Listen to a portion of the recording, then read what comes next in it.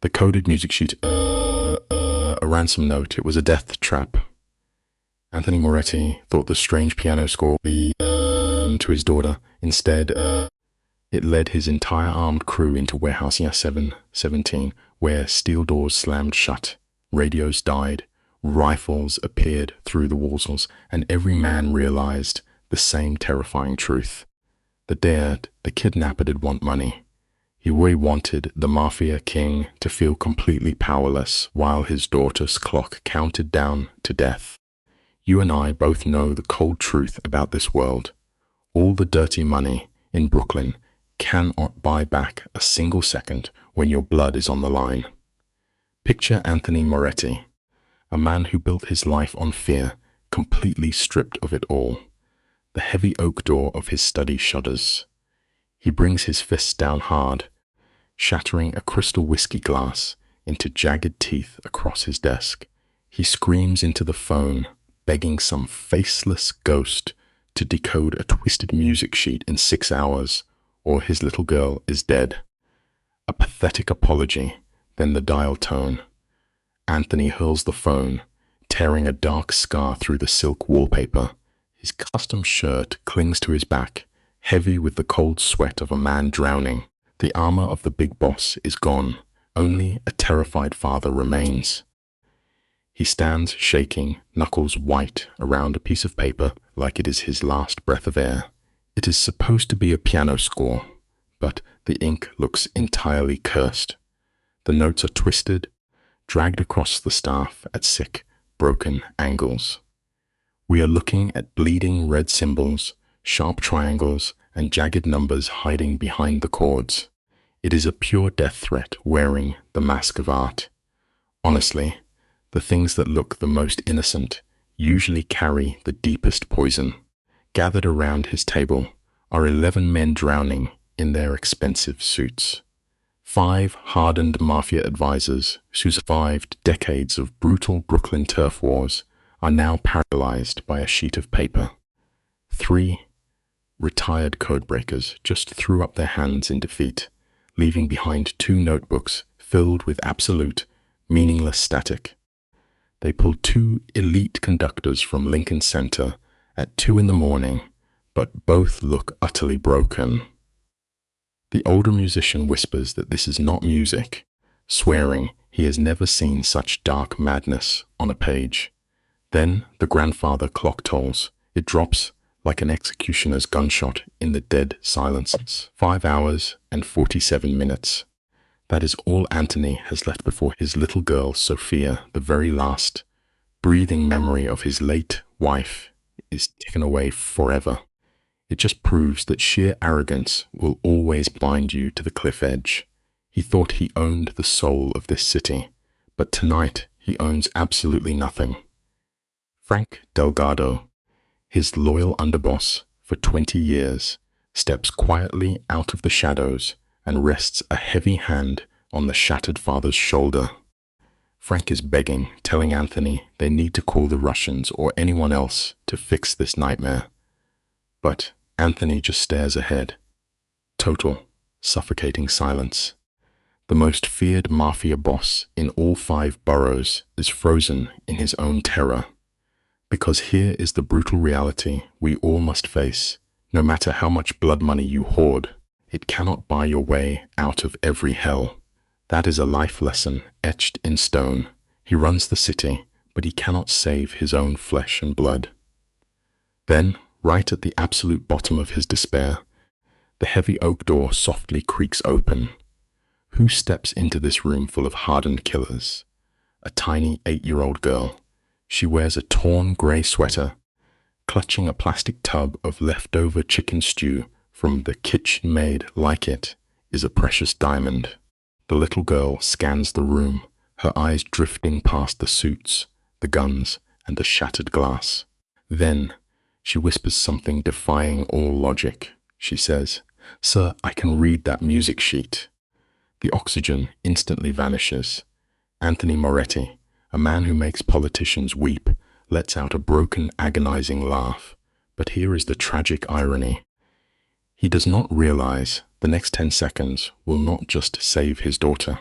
It will completely tear his underworld empire down to the studs.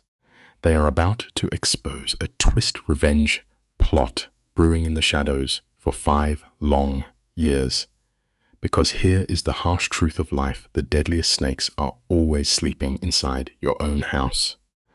This massive betrayal will shatter his reality, forcing him to question the loyalty of every single man standing by his side. Let's turn the clock back 6 hours. The morning sun shines over Brooklyn, feeling perfectly calm. Anthony stands by the window of his massive estate, sipping a black espresso with the morning paper under his arm. At 37, he is the youngest boss this crime family has seen in 4 generations. His old man passed away 2 winters ago, leaving him an underworld kingdom built on shady shipping contracts and backdoor deals. He controls every dock from Red Hook to Sunset Park. Nothing moves without his word. But honestly, here is the life lesson you need to remember today. The higher you climb and the more power you hoard, the bigger the target on your back becomes. He truly thought he was untouchable, sitting up there on his mobster throne, completely blind to the knife waiting for him in the shadows. Let's step out of the cold night and look closely at a man who holds the city by its throat. Judges eat from his palm, and street soldiers cross themselves when his shadow falls.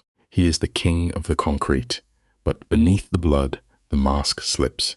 Deep in the east wing of his fortress sits a tiny white piano with a pink ribbon. There, his 7-year-old daughter hammers out an uneven melody she named for the mother she barely knew. She looks up, whispering for him to listen.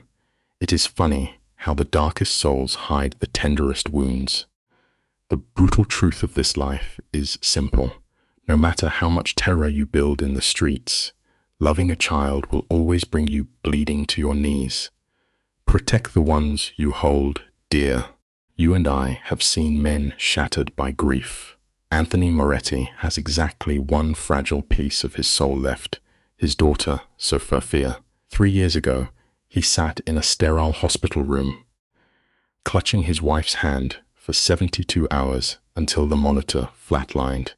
Her final breath was not a sweet farewell, but a choking plea. Do not let our child become a monster like you. Here is a lesson the dark teaches us constantly. You can build an empire on fear, but fear cannot shield the innocent sleeping in your own house. He truly tried to change for her. Fast forward to a crisp Saturday morning. Sophia, wrapped in a bright yellow raincoat, begs to go feed the ducks at Prospect Park, purely believing her bright colors make the birds smile. Tragedy strikes when the air is perfectly still. Anthony sends his best man, Vincent, to escort his little girl to the park. They pack a black SUV with hot chocolate and fresh bread. 15 minutes later, a park ranger makes a frantic call. Vincent is slumped by the duck pond, a heavy tranquilizer dart buried in his neck. The SUV sits completely abandoned. The cocoa is steaming, the bread untouched, and Sophia is gone, snatched under the morning sun. Miles away, Anthony is barking orders at union bosses when his advisor, Frank, kicks the oak doors open. Frank has not broken protocol in 20 years. One look at his friend's pale face, and Anthony's blood turns to ice. His worst nightmare has finally arrived to collect its debt. Exactly 6 minutes later, a secret burner phone in Anthony's coat begins to vibrate. The screen shows a blocked number. The voice on the other end is completely stripped of humanity, ground through a digital filter until it sounds like rusted metal scraping in the dark. It is just the cold static of a predator. The caller delivers a chilling ultimatum. If he wants to see his daughter breathe again, he has 12 hours to decode a piece of sheet music arriving at his front gate. No police, no negotiators. Everything he needs to save her is locked inside those notes. The line cuts to dead air before the mob boss can even unleash a single threat. Control is a fragile illusion, and in one terrifying heartbeat, Anthony realizes he has entirely lost it. Anthony tears the doors off their hinges, sprinting down the marble steps. At the front gate, a 9-year-old boy on a rusted bicycle hands a cream envelope to the armed guards and calmly pedals away. Anthony rips the paper open. For the first time in his ruthless life, his scarred hands are violently shaking. Inside sits a single piece of sheet music. He is facing an enemy he cannot shoot or intimidate. 40 minutes later, his mansion devolves into a chaotic war room. Black sedans tear up the gravel, dropping off the most unlikely saviors imaginable. There is a quiet lesson here. A desperate father will abandon all his pride when his child is on the line. Today, a handful of terrified, brilliant outsiders are his absolute last hope of pulling his little girl back from the dark. Witness the tragic irony of the team assembled in his dining room. First is Harold, a retired codebreaker who hunted spy signals, shuffling across the marble in fuzzy slippers. Next, 2 music professors tumble from a cab, arguing loudly over a petty dispute. Behind them is a frantic language expert, clutching her laptop inside a cheap grocery bag. Finally, Dr. Patel, a brilliant math genius whose mind works in symbols no one else understands. They are the strangest group ever dragged into the underworld. They carry no weapons and spill no blood. Instead, they sit in pure terror, racing against a brutal 12-hour clock to tear an innocent child away from a phantom. In this cold room, every passing second feels exactly like a heavy drop of blood hitting the floor. Anthony does not even attempt to bargain. His quiet accountant drops heavy stacks of $100 bills onto the cold marble island. Across the room, a trembling professor sits at the grand piano, the exact instrument Anthony's late wife once played. The heavy weight of her memory makes the air thick enough to choke on. The professor studies the bizarre sheet music, takes a breath, and presses the keys. What spills out is absolutely not music. It is raw, bleeding agony. The chords crash together like twisted metal in the dark, physically grating against the ears. The panic in that mansion violently spikes, filling the room with dread. It reveals a quiet truth we all eventually learn. All the wealth in the world simply cannot buy harmony when your own world is already falling apart. There are brutal, jarring pauses in the melody that make absolutely no sense.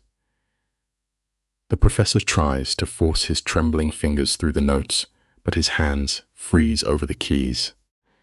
His face turns pale as he whispers to the boss that no human composer wrote this nightmare. In the corner, Harold, a veteran codebreaker, is falling apart. He has aggressively scratched out 3 full pages of a yellow legal pad. Looking up with defeated eyes, he admits it matches nothing from his 42 years of intelligence work. The unseen mastermind actually invented a brand new language from scratch, custom built to mentally torture Anthony. It reminds us of a dark but simple lesson. The cruelest enemies do not use everyday weapons. They learn exactly how to speak directly to our own personal fears. Let us look at this together, friends. Dr. Patel stares at the bizarre symbols, tapping her pen in an anxious rhythm. She tells the room that this code is not math at all. It is pure emotion. Across the room, Anthony grips the stone edge of the fireplace so hard his knuckles turn bone white, his illusion of control crumbling. Way back in the dark, melting into the velvet drapes, stands Marcus Reed, 40 years old, head of security, and the boss's loyal shadow for 7 years. While Anthony is drowning in absolute panic, Marcus just leans there with an entirely blank, empty face. The lesson here is older than time itself. The loudest man in the room is never the biggest threat. It is always the perfectly calm shadow in the corner who truly decides how the darkest stories will end. The air in that mansion is heavy with panic, but Marcus remains completely frozen. When the professor finally stammers that the music is unplayable, a faint, chilling smirk ghosts across Marcus's lips, a fleeting moment of satisfaction.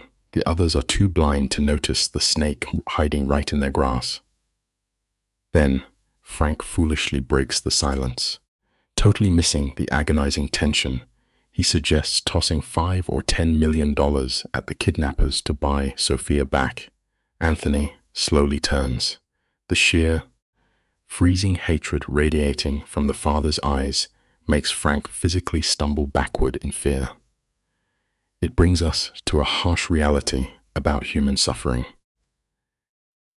Throwing cash at a deep wound does not stop the bleeding, especially when your enemy is only interested in destroying your soul. Anthony stares through Frank, his voice hollow, as he whispers us that the kidnapped kids never asked for a single dime. He knows how to handle greed, but this unseen enemy just wants blood. The heavy chime of the grandfather clock echoes, and the sanity in the room shatters. Anthony watches those brass hands moving, and the hardened boss completely breaks. He grabs a delicate crystal vase, the one his late wife Isabella bought 3 years ago, and hurls it against the stone wall. It sounds like a human scream as glass rains down. The ruthless mobster, who stood stone-faced at his own father's grave, collapses directly onto the jagged shards. It proves a painful truth. All the heavy armor we build to protect our feelings can be stripped away in one single, devastating heartbeat. Leave the broken boss behind for a moment. You and I are going to drift down 2 floors, stepping into a kitchen wrapped in the comforting scent of simmering chicken broth and fresh rosemary. This is the domain of 62-year-old Dorothy Kowalski, raised on the hard streets of Brooklyn. They call her Mrs. Dot. She is so steady that even the most vicious mafia captains treat her with quiet reverence. She has been feeding this dark family since the old boss was alive. But tonight, she is not cooking for the men with the guns. Instead, she has 4 modest plastic containers carefully lined up along the warm counter. It serves as a gentle reminder. The true pulse of any powerful empire rarely belongs to the men shouting orders. It belongs to the quiet souls who faithfully keep everyone fed. Mrs. Dot fills each container, ladling out heavy scoops of golden chicken stew alongside wax paper bundles of buttered bread and a crisp apple. She hums a hauntingly sweet Polish lullaby, her voice floating above the violent panic, tearing the upper floors apart. Out of nowhere, the rusty hinges of the back alley service door let out a soft groan. A tiny, freezing hand with raw red knuckles slips through the crack, followed by a pair of wide, frightened eyes. A small voice calls her name from the shadows. Mrs. Dot does not jump. A warm smile simply touches her lips as she reaches for one extra slice of soft bread. It is a beautiful lesson about the human heart. Even in a fortress built entirely on blood and dark sins, pure kindness will always find a quiet way to sneak through the back door. Dorothy calls the child her little bee, gently that she worried the rough city streets had swallowed her up. The young girl slips inside, easing the heavy door shut without making a sound. Her name is Bianca, an 8-year-old girl barely 4 feet tall, wearing a ragged sweater the color of wet cement, awkwardly patched up in 3 places. Dirt smudges her pale cheeks, but her massive blue eyes dart around the kitchen, fully expecting the world to turn cruel at any second. She survives 6 dangerous blocks away, acting as the sole caretaker for an ailing grandmother. It gives us all a heavy dose of reality. While powerful men upstairs are sobbing over broken crystal and bruised egos, the truest warriors in this world are just hungry children fighting to survive the cold, dark night. Sit with this thought. Little Bianca has walked through absolute fire. Her father vanished into the ash of a strange residential blaze 5 years ago, leaving no remains behind. Even before that, her mother was stolen by a stray bullet. The only memory the child still clings to is the warm, comforting melody of her mother playing the piano. Standing in the soft light of the kitchen, she reaches out to accept the warm container of chicken soup from Dorothy. Bianca whispers her thanks so softly, as if speaking too loud might fracture the fragile piece. Suddenly, a terrifying, violent scream rips through the ceiling from the desperate men above. It proves a quiet truth. Sometimes the most silent people among us are simply waiting for this chaotic, deafening world to finally make a little bit of sense. Even buried under 2 floors, you and I can hear the sound of a man drowning in panic. A crash shakes the ceiling, followed by heavy footsteps and the rumble of men failing to calm a broken father. A door slams upstairs with such force that the copper pots dangling over the stove literally ring out. Bianca freezes instantly, pulling the warm soup tightly to her thin chest, and softly asks if the boss is hurt. Dorothy lets out a heavy sigh, her face painted with the exhaustion of explaining ugly truths to innocent minds. She tells the child that Anthony's little girl was stolen away today, leaving behind nothing but a single piece of paper. It reminds us of a highly uncomfortable fact. No amount of money, muscle, or dark influence can ever truly shield you from the random cruelty of this unpredictable world. Upstairs, criminals are staring at a twisted sheet of music, paralyzed by the bizarre numbers and symbols scattered across the page. Even their high-priced experts are failing. Down in the kitchen, a suffocating silence settles in, broken only by the low hum of the refrigerator. Bianca stands absolutely frozen, her dirt-stained fingers squeezing the soup container. Watch her face closely. The childlike fear in her wide blue eyes suddenly melts away, replaced by a cold, ancient knowing. With a voice as thin as glass, she cautiously asks Dorothy if the strange symbols on the paper are written in red ink above the notes. The old cook is left completely speechless. It proves a lesson life constantly tries to teach us. The missing pieces to our darkest puzzles are almost always held by the exact people we so easily choose to overlook. Dorothy shakes her head, wearing the worn-out innocence of a woman who learned decades ago to never ask questions about the bloody business upstairs. She softly asks the little girl how she could possibly know about the red ink. Bianca does not even blink. Moving like a ghost pulled by an invisible string, the 8-year-old gently places the container of soup onto the wooden table, treating it with the care of a fragile bird. Without a word, she turns and walks toward the narrow, forgotten servant stairs in the dark corner of the kitchen. Those steep steps wind up into the pitch black like a twisting serpent. It leaves us with a haunting final thought for tonight. If you ever want to truly confront the demons of your own past, you eventually have to walk away from the warm safety of your quiet, comfortable routine. Let us walk together into the dark tonight. Picture little Bianca. Her heart is hammering against her ribs so fiercely she can taste the bitter tang of adrenaline. She cannot tell you what unseen force is pulling her up those shadowy stairs. She only knows that somewhere above, surrounded by violent men, a piece of paper is waiting. It has been waiting for her entire life. The old wooden steps groan beneath her fragile 8-year-old frame.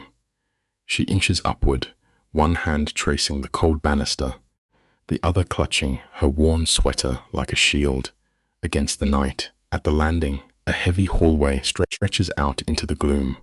You see, True courage is never the absence of fear. It is standing in the freezing dark, feeling absolutely terrified, and choosing to take the next step anyway. The framed paintings of forgotten mob bosses line the dim hallway, their cold eyes judging her every step. Mrs. Dot always warned her about this flaw, calling it a brutal world where things happen no child should witness. But tonight, she breaks the rules. Listen, you and I both know what it feels like to be drawn to the fire. She follows the angry voices to the heavy oak door at the end of the hall. It is cracked open just an inch, spilling golden light across the carpet. She flattens her back against the wall, holding her breath until her chest burns.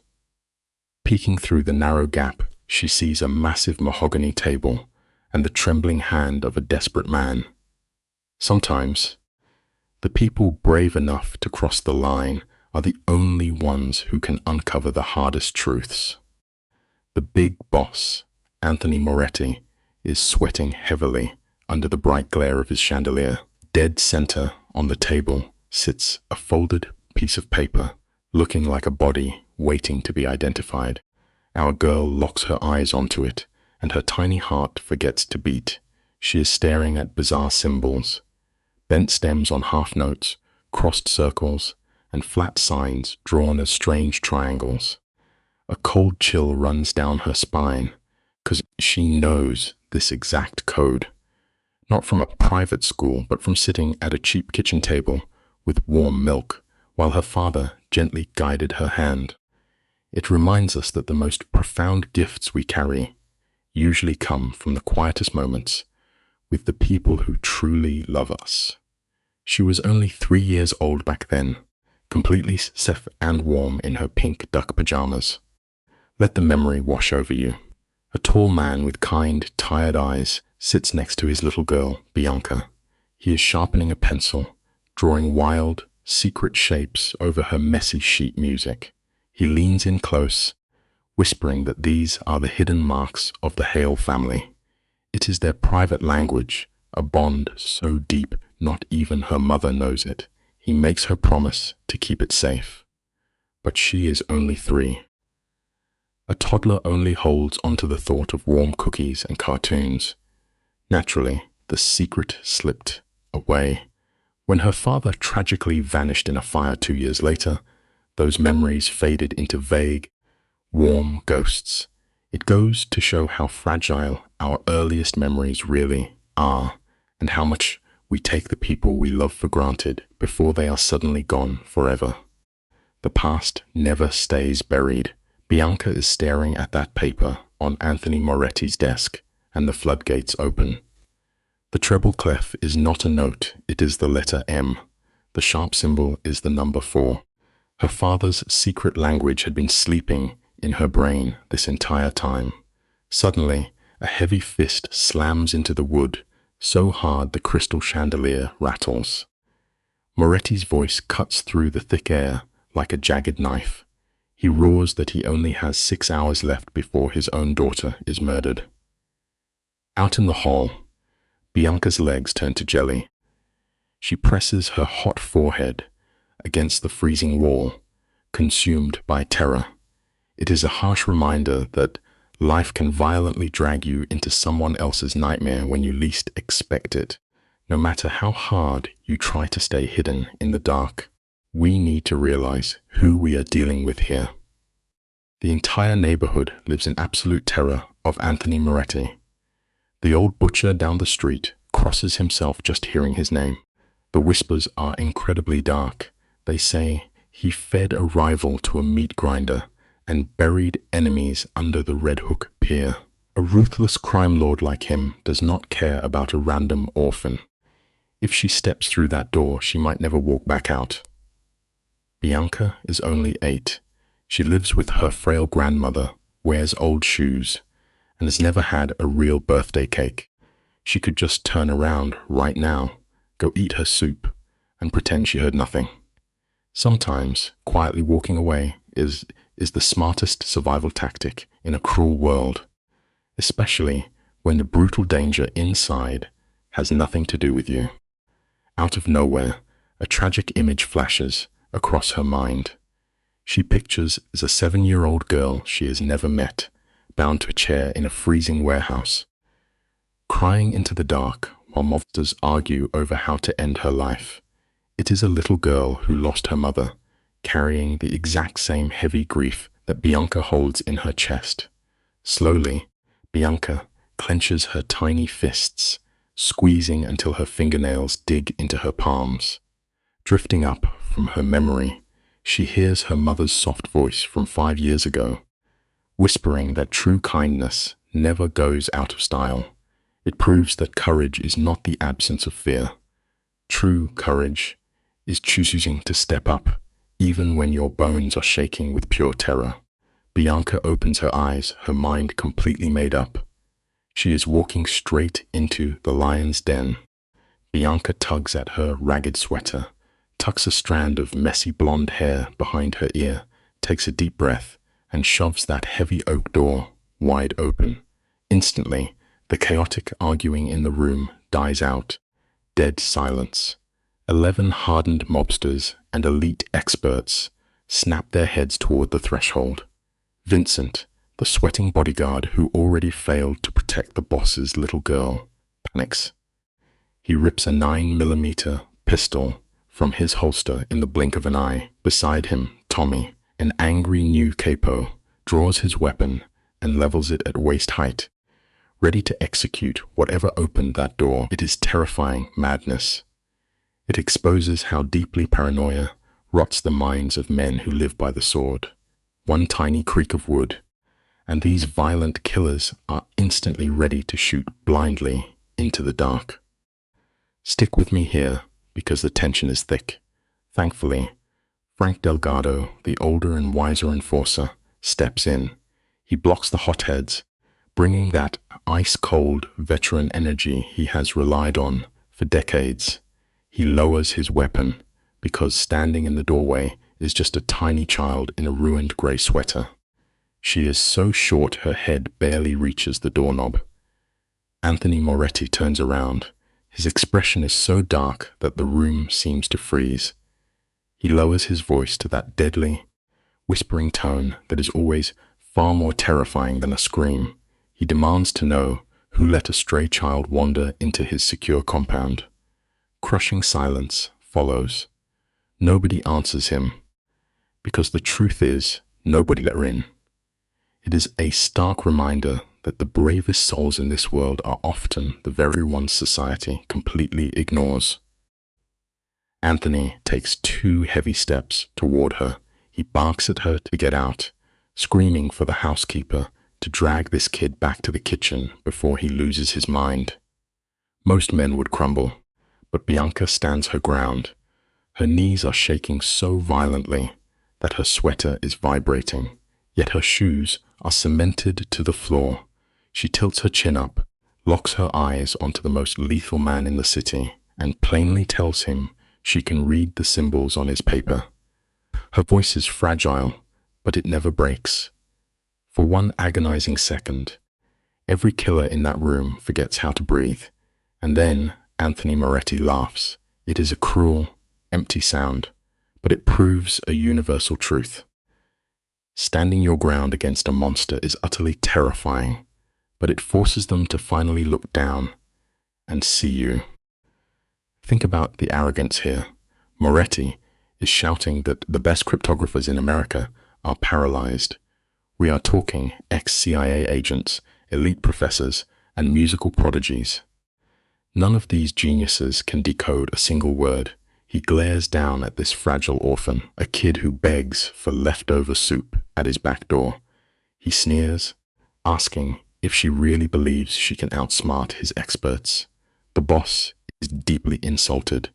He snaps his fingers at Frank, ordering him to toss her out into the cold, hand her a $20 bill, and bolt the gate shut. It is a tragic flaw we see constantly. Powerful men are so quick to discard anyone who lacks a shiny resume. But never judge a book by its tattered cover. The most unassuming person in the room might just be the only one holding the keys to your survival. Frank gently wraps his hand around her thin wrist to escort her out. But right then, Bianca pulls the ultimate power move. She plants her feet and starts shouting the answers. She screams that the treble clef is actually the letter M. The sharp symbol stands for a 4, and the 8th rest is just a blank space. The truths spill from her lips like rapid fire. Frank's hand freezes on her arm. Around the table, every single elite professor snaps their head up, eyes wide like hounds catching a fresh scent. Anthony Moretti stops dead in his tracks.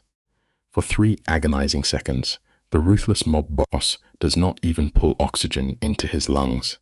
It is a perfect example of how one loud, undeniable truth can completely shatter a room full of arrogant assumptions in a matter of seconds. Moving slowly, like he is afraid of scaring a ghost, Anthony turns around. He lowers his gaze and quietly asks her to repeat what she said. Bianca is shaking, but she drops the facts flawlessly. She tells him it is a secret language her late father taught her, called the Hail language. She explains only the 2 of them knew it. She admits she forgot it after he died, but seeing that paper brought it all back. She begs for 10 minutes to prove she can crack the letter. Anthony shifts his eyes to Frank. Frank taps his watch, signaling they only have 5 hours and 30 minutes left. No words are spoken. It shows that when you are completely backed into a dark corner with the clock ticking down, you must be willing to trust the impossible if you want to survive. Anthony stares at this tiny, shaking kid in a ruined sweater. He takes in those fierce blue eyes that refuse to look away. After a heavy pause, he points straight toward the massive leather armchair at the head of the table, the chair that belonged to his father. He commands her to sit. As she steps forward, his voice drops to that dangerously quiet tone. He warns her that if this is a prank, or if she wastes a single minute of his daughter's time, there will be devastating consequences. He does not finish the dark threat, but he does not need to. Bianca is already walking across the expensive Persian rug. She knows exactly what is at stake in this room. True maturity is deeply understanding the severe weight of your promises and choosing to step up regardless of the terrifying danger ahead. That gigantic, cracked leather armchair practically swallows the little girl whole.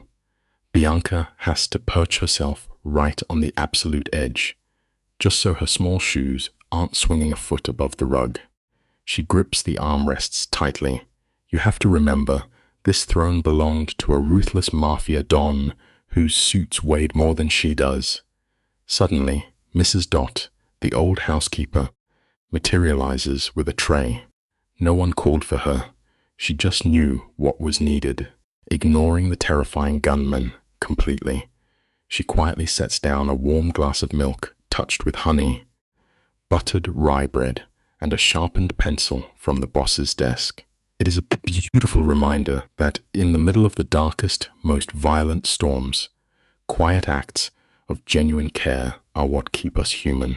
You and I are going to love this next detail. Mrs. Dot gently rests her warm hand on the back of Bianca's neck. It is the first drop of human warmth this poor kid has felt since walking into this nightmare. The housekeeper steps back against the wall, silently refusing to leave. The little girl smooths out the crumpled ransom note on her lap. Those bizarre symbols stare back at her like ghosts from a past life. She picks up the pencil.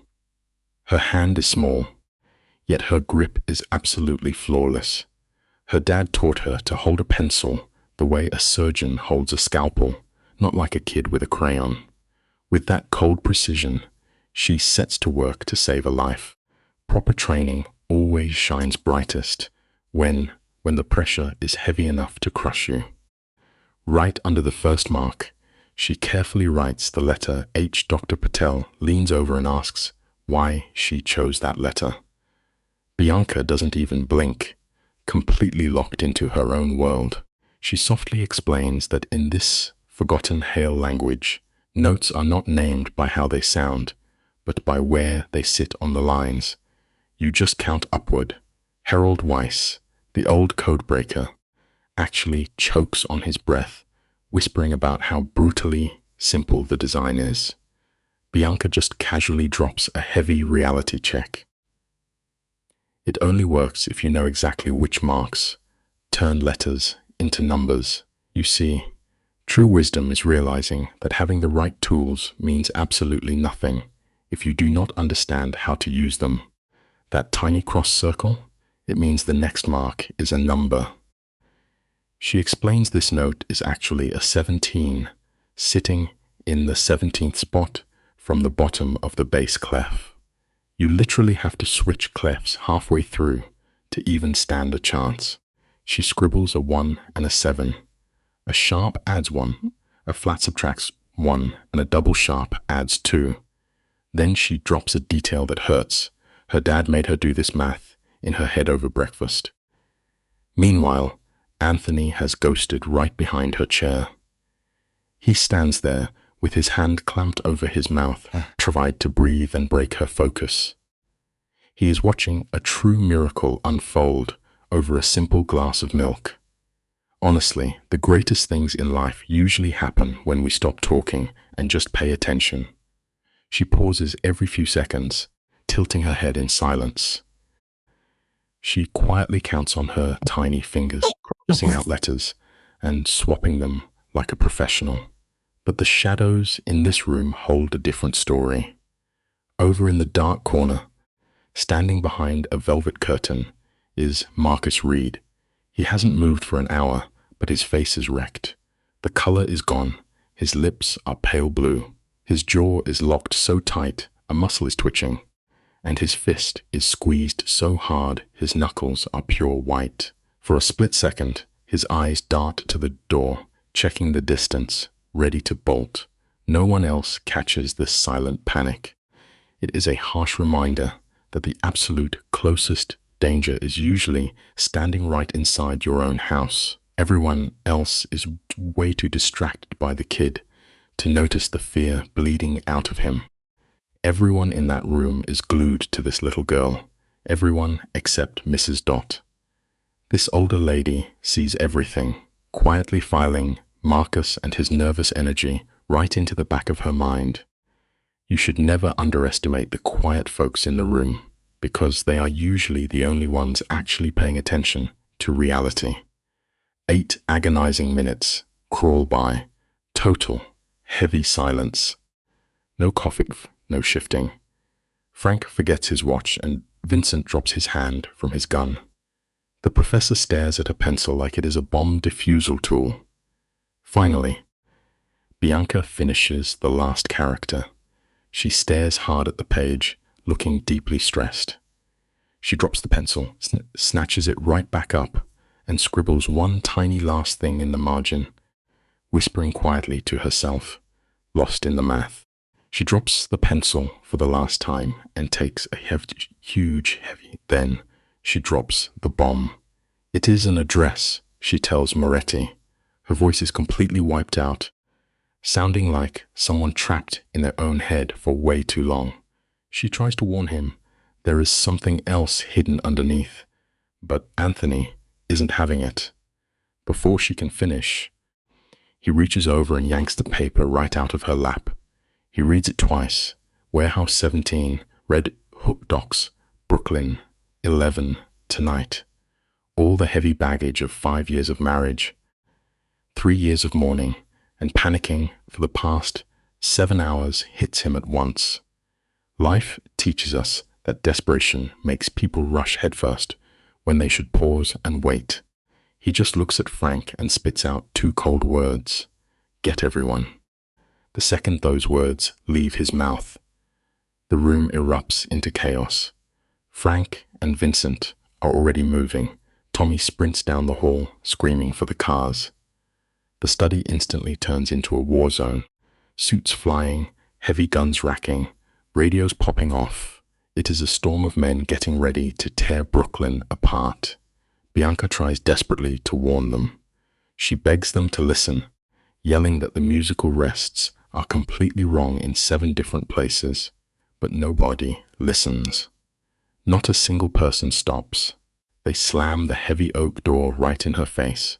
Just remember, ignoring the quietest voice in the room is usually the biggest mistake a person can ever make. Now, this kid is sitting there entirely alone, shaking, staring at the empty air where the paper used to be. Stick with me here. We are heading down into the basement, and this hidden place was built for absolute war. You walk past a fake wine cellar, punch a 6-digit code into a heavy steel door, and boom, you are inside a massive concrete room packed with enough firepower to run a small country. Frank Delgado stands in the center directing traffic. He tosses out level 4 Kevlar vests to the crew. He points at Angelo, putting him on encrypted radio duty. Tommy grabs the breaching charges. Frank tells Vincent he is riding up front. Sometimes you have to realize that true leadership is simply about staying perfectly calm when the world falls apart around you. Frank is organizing this deadly hit squad with chilling perfection, making sure every single blind spot is covered. Frank looks these hardened guys dead in the eyes with a serious threat. Anyone who pulls a trigger before the green light will answer to him before they ever face the boss. 12 dangerous men nod in absolute silence. Rifles are pulled off the racks. Extra clips slide into tactical belts. They strap on night vision gear and trauma kits. The heavy metal clicks blend together into a terrifying symphony. Violence always has its own ugly, methodical rhythm if you listen closely enough. Meanwhile, upstairs in the dressing room, Anthony Moretti sits by himself in front of a tall mirror. He stares at the glass, not even recognizing his own hollow face. Slowly, he reaches down and grabs the heavy .50 caliber handgun his father gave him for his 21st birthday. His old man used to joke, this gun was way too heavy for anyone trying to act civilized. Anthony takes the weapon apart with cold precision. He checks the barrel, oils the spring, and slams a fresh magazine of .50 caliber rounds into the grip. The harsh sound of that first bullet racking into the chamber echoes exactly like a steel jail cell slamming shut. Suddenly, he catches a tiny reflection in the mirror. Bianca is standing in the doorway, twisting the frayed edge of her sweater. She quietly asks if she can come with him. Anthony lets out a dead, dry laugh. It is a hard, painful truth, but trying to protect someone often means pushing them away when they want to help you the most. He shuts her down instantly, completely refusing to entertain the idea for even a second. He tells her she has done more than anyone should ever ask a kid to do. He promises he will be grateful to her for life, but strictly orders her to stay with Mrs. Dot. End of discussion. He shoves the gun into his holster and grabs his dark coat, but Bianca refuses to quit. She drops her voice to a whisper, warning him that something in the music is completely wrong. Anthony is already walking past her. He arrogantly claims she didn't miss a thing, and the address is all the ammo he needs. Pride really is a dangerous thing, blinding us to the very warnings that could actually save our lives. He promises to come back with Sophia and handle everything later. He is completely consumed by his own dark vendetta, blindly walking straight into the cold night without looking back. Marcus moves like a shadow right behind the boss. Passing the doorway, he pauses, aiming a chilling stare down at the trembling child. He is not looking at her with fiery anger. No. His eyes hold nothing but pure, calculated ice. It is the hollow gaze of a ruthless enforcer, silently measuring how much of a problem this little girl might become, and exactly how he will erase her. Then he drifts out of the room like smoke, leaving behind the stale scent of cheap cologne and sour metal. At 10:15, 3 blacked-out vehicles roll down the gravel drive in a flawless tactical line. Real evil, as we often learn too late, rarely screams out loud. It usually just slips away quietly in the shadows. The red taillights blink out one by one, vanishing into the freezing, wet darkness of a Brooklyn night. Bianca scrambles to the second-floor window, pressing her cheek against the freezing glass. She watches those fading red lights until they are completely swallowed by the dark maple trees. Mrs. Dot approaches from the shadows, gently resting a warm hand on the girl's trembling shoulder. She whispers that the child pulled off an absolute miracle tonight, and no matter the outcome, nobody can ever steal that triumph. Sometimes a single word of quiet comfort is the only real shield we have against a terrifying world, but Bianca does not absorb the solace. Remaining perfectly silent, she turns her back and marches straight down the dim hall toward the study. The heavy oak door remains cracked open, waiting for her. Her half-finished milk and untouched bread sit patiently on the grand desk. You and I need to look closely here, because the details are everything. On that mahogany desk, pinned beneath a brass lion, lies the original music sheet. The mob boss took her translation, but left the source material behind. A fatal oversight. 8-year-old Bianca creeps across the rug and pulls herself into the oversized leather chair. She grips her pencil and leans over the paper, but she does not focus on the melody. This little girl survived by teaching herself to read on the dirty floors of public libraries. She already understands a profound lesson that most grown men ignore. To find the genuine truth in this life, you cannot simply swallow what people choose to show you. You must search for the quiet things they are desperately trying to hide in plain sight. She narrows her eyes, focusing entirely on the blank spaces between the notes. The spaces are undeniably flawed. She counts the rhythm in the opening measure. 1, 2, 3, 4. Perfectly normal. The second and third bars follow suit, but at the fourth measure, her pencil freezes on the parchment. 5 beats. She flips the paper with the precision of a seasoned detective. The 7th bar holds 3.5 beats. The 11th has 4.5. No real musician makes these clumsy errors, and no arrogant codebreaker ever stops to look for them. Her father was a brilliant man.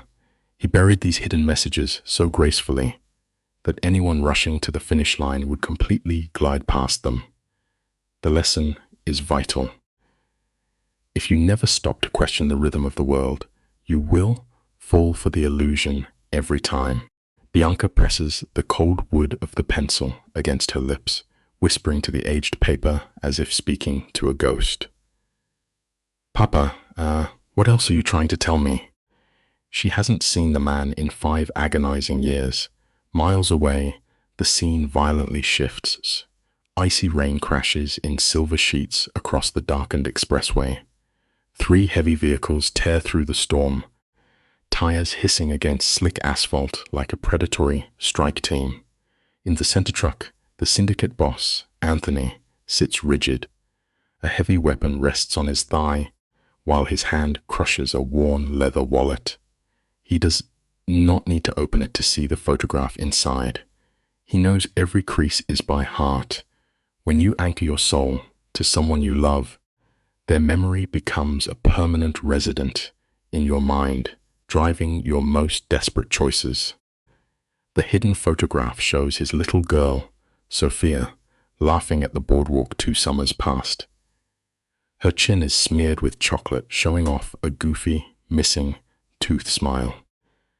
He had sworn the tooth fairy would leave enough silver for a massive carousel ride. Beside him, Frank sits still, a compact weapon resting casually on his knees. The green glow of the dashboard paints his face in deep shadows. Frank leans in close, ensuring the driver cannot hear, and mutters that he needs to speak his mind.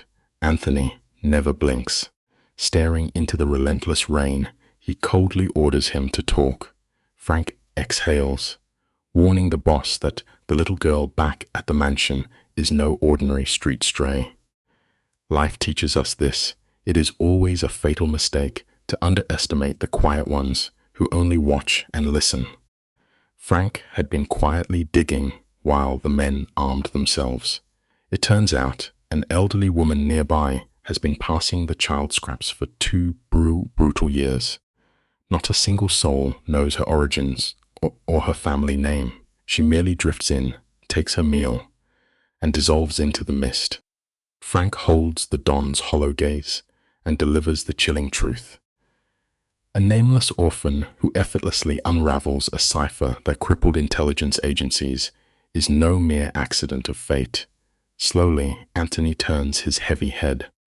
He vows that the moment his own flesh and blood is safely tucked in tonight, he will buy that brilliant stray a home of her own.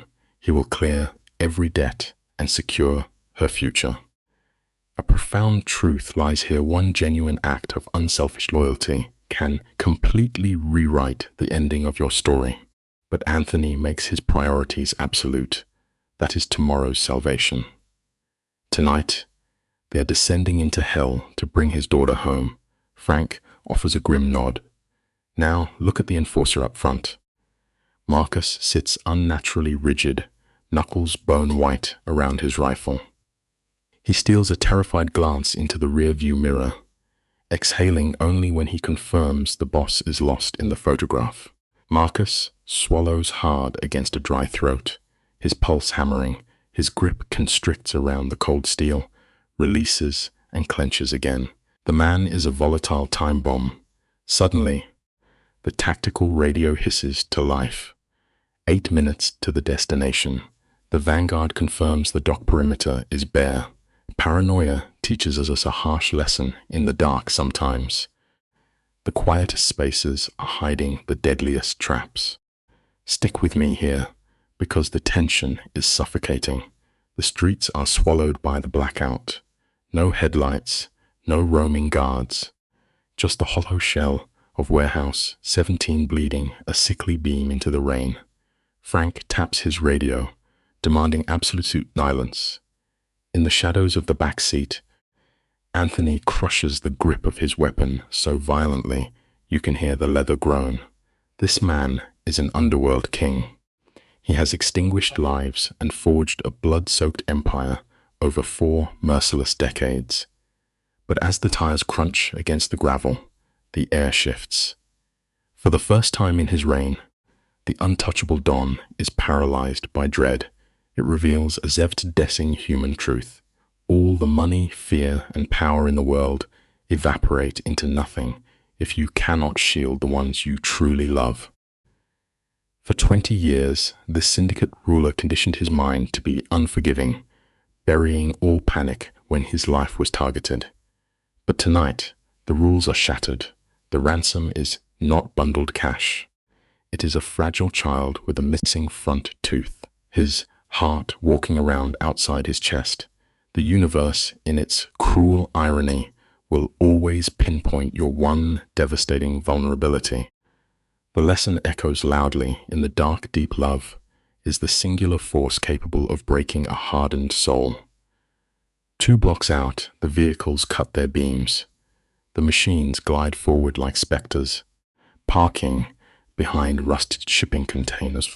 12 specialized enforcers melt into the freezing drizzle, weapons drawn, boots ghosting over the wet pavement. They march blindly into the abyss, prepared for total war. Warehouse 17 looms like a rusted tomb at the edge of an overgrown lot. It is a monolith of corroded steel, radiating a deceptive stillness.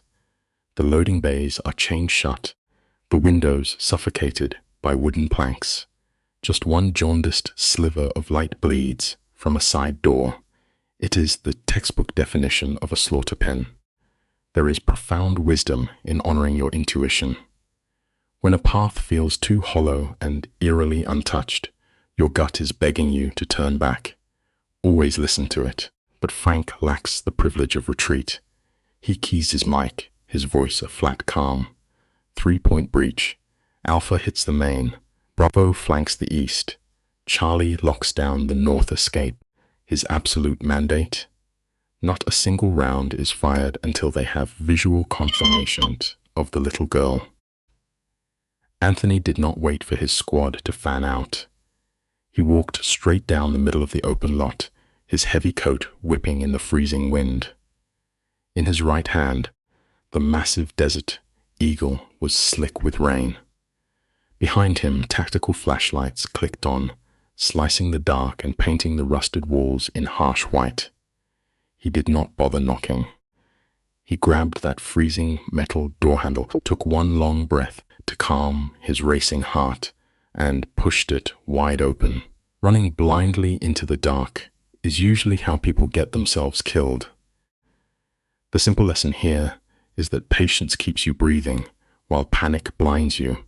Inside, it felt like an empty cathedral of dead air and dust, reeking of old mold and bitter chemicals. Absolute dead silence hung in that cold warehouse. Nothing stirred, but right in the center of the room sat a solitary wooden chair. Resting on it was a plush bear, draped with a perfectly folded yellow raincoat. Sophia's raincoat, the very same one his little girl wore to the park that morning. Anthony froze, the blood draining from his face. Behind him, 12 enforcers stopped cold, their flashlights snapping to the toy. You and I both know the harsh truth of the midnight hours. When the enemy leaves a gift in plain sight, it is never peace. It is bait. A hitman mumbled a curse, but the words died in his throat as a deafening crash shattered the quiet. 3 massive steel vault plates violently slammed down, permanently sealing every single exit shut. The main door, the east loading bay, the fire exit, all completely wiped from the board. Hydraulic pistons hissed as thick steel plates locked deep into the concrete floor. To Anthony, it sounded exactly like being welded shut over their heads. Frank panicked. He threw his massive body weight against the nearest metal slab, hammering his fists into the barrier. Just a dull, hollow thunk echoed back. 10 inches of reinforced steel meant they were buried alive. It brings up a bitter life lesson. True power is never about how many guns you carry. It is about who actually controls the room. Suddenly, every tactical radio on their vests shrieked with a piercing wail, and then dead silence. The secure green lights flipped to solid red. One by one, the outside world was gone. Angelo frantically tapped his GPS, but the screen was hijacked, drowning in static. Their signal was dead. Then, without warning, 20 massive stadium lights hidden in the rafters exploded to life. The glare was absolute agony. 12 ruthless hitmen instantly threw their arms over their faces, stumbling like lost children. Vincent slammed into a concrete pillar, while Tommy dropped to his knees, eyes burning. For 3 solid seconds, the deadliest crew in town was completely helpless. The life lesson here is simple. Never assume you are the smartest player on the board, because arrogance will blind you much faster than any spotlight. When their vision finally cleared, the horrible reality of the trap set in. Those dirty warehouse walls around them, they were not actually walls at all. They were heavy armored steel panels built behind a fake outer shell. At chest height, someone had carved narrow firing slits along the perimeter. Stick with me here, because the nightmare deepens. Poking through those gaps were the cold muzzles of 24 rifles, locking dead onto Anthony's squad. The hidden shooters were swallowed by the shadows. It is a harsh lesson we must all face. The second you stop paying attention to the details, You walk straight into your own grave. The Moretti crew had not ambushed anyone tonight. They had blindly marched into an engineered kill box. Suddenly, an old speaker mounted high on the wall crackled to life, filling the dead air with the eerie hiss of an analog amplifier turning on. The architect of their doom was finally ready to speak. Cutting through the tension, a voice drips from the intercom. It is smooth and unhurried, like a man casually sipping wine in the front row of a tragic opera. "Welcome, Mr. Moretti. Make yourself comfortable." Anthony completely loses his grip. He raises his Desert Eagle and blindly blasts a massive round into the steel wall. The bullet just sparks and bounces harmlessly away. He screams at the ceiling, demanding his daughter back, cursing the hidden man as a coward.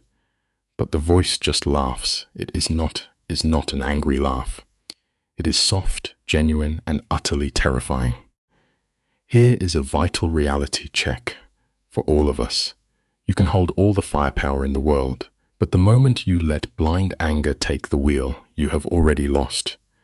Stay calm under pressure, or you will always be a pawn to the enemy who keeps his cool. This is where the psychological torture reaches a whole new depth. The voice echoing from the rafters is terrifyingly patient.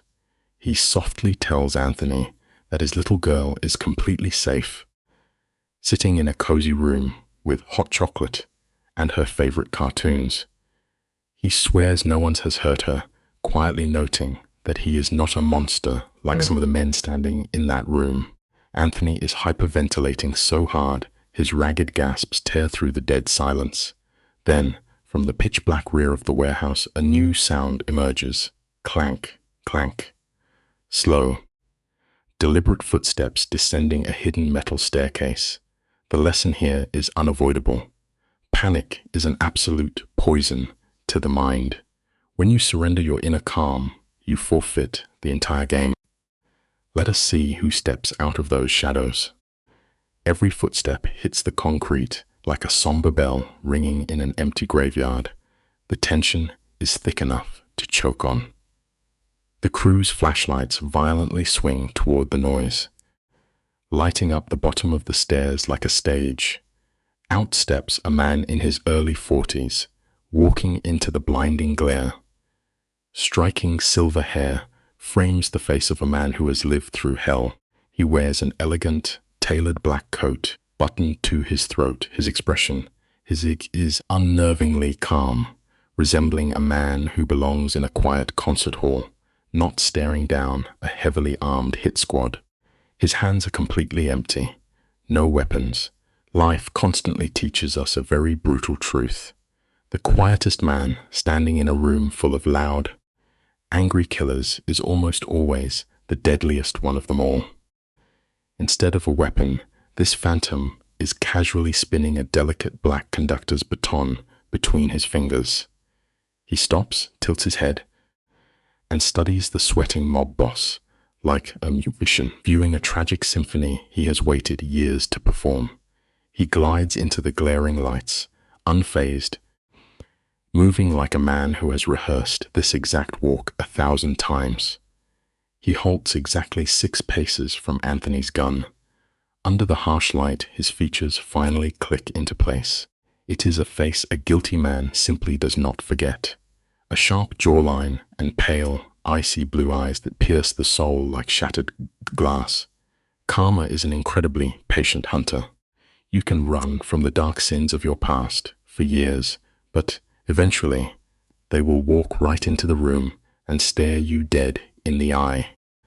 The realization hits Anthony like a train. He saw those exact pale blue eyes 2 hours ago when he dragged that little girl into his van, but her eyes were innocent. This man's eyes are absolute ice. The stranger offers a chillingly polite bow, introducing himself as Victor Hale. "You will not know me," he whispers, "because men like you never remember the innocent people you crush."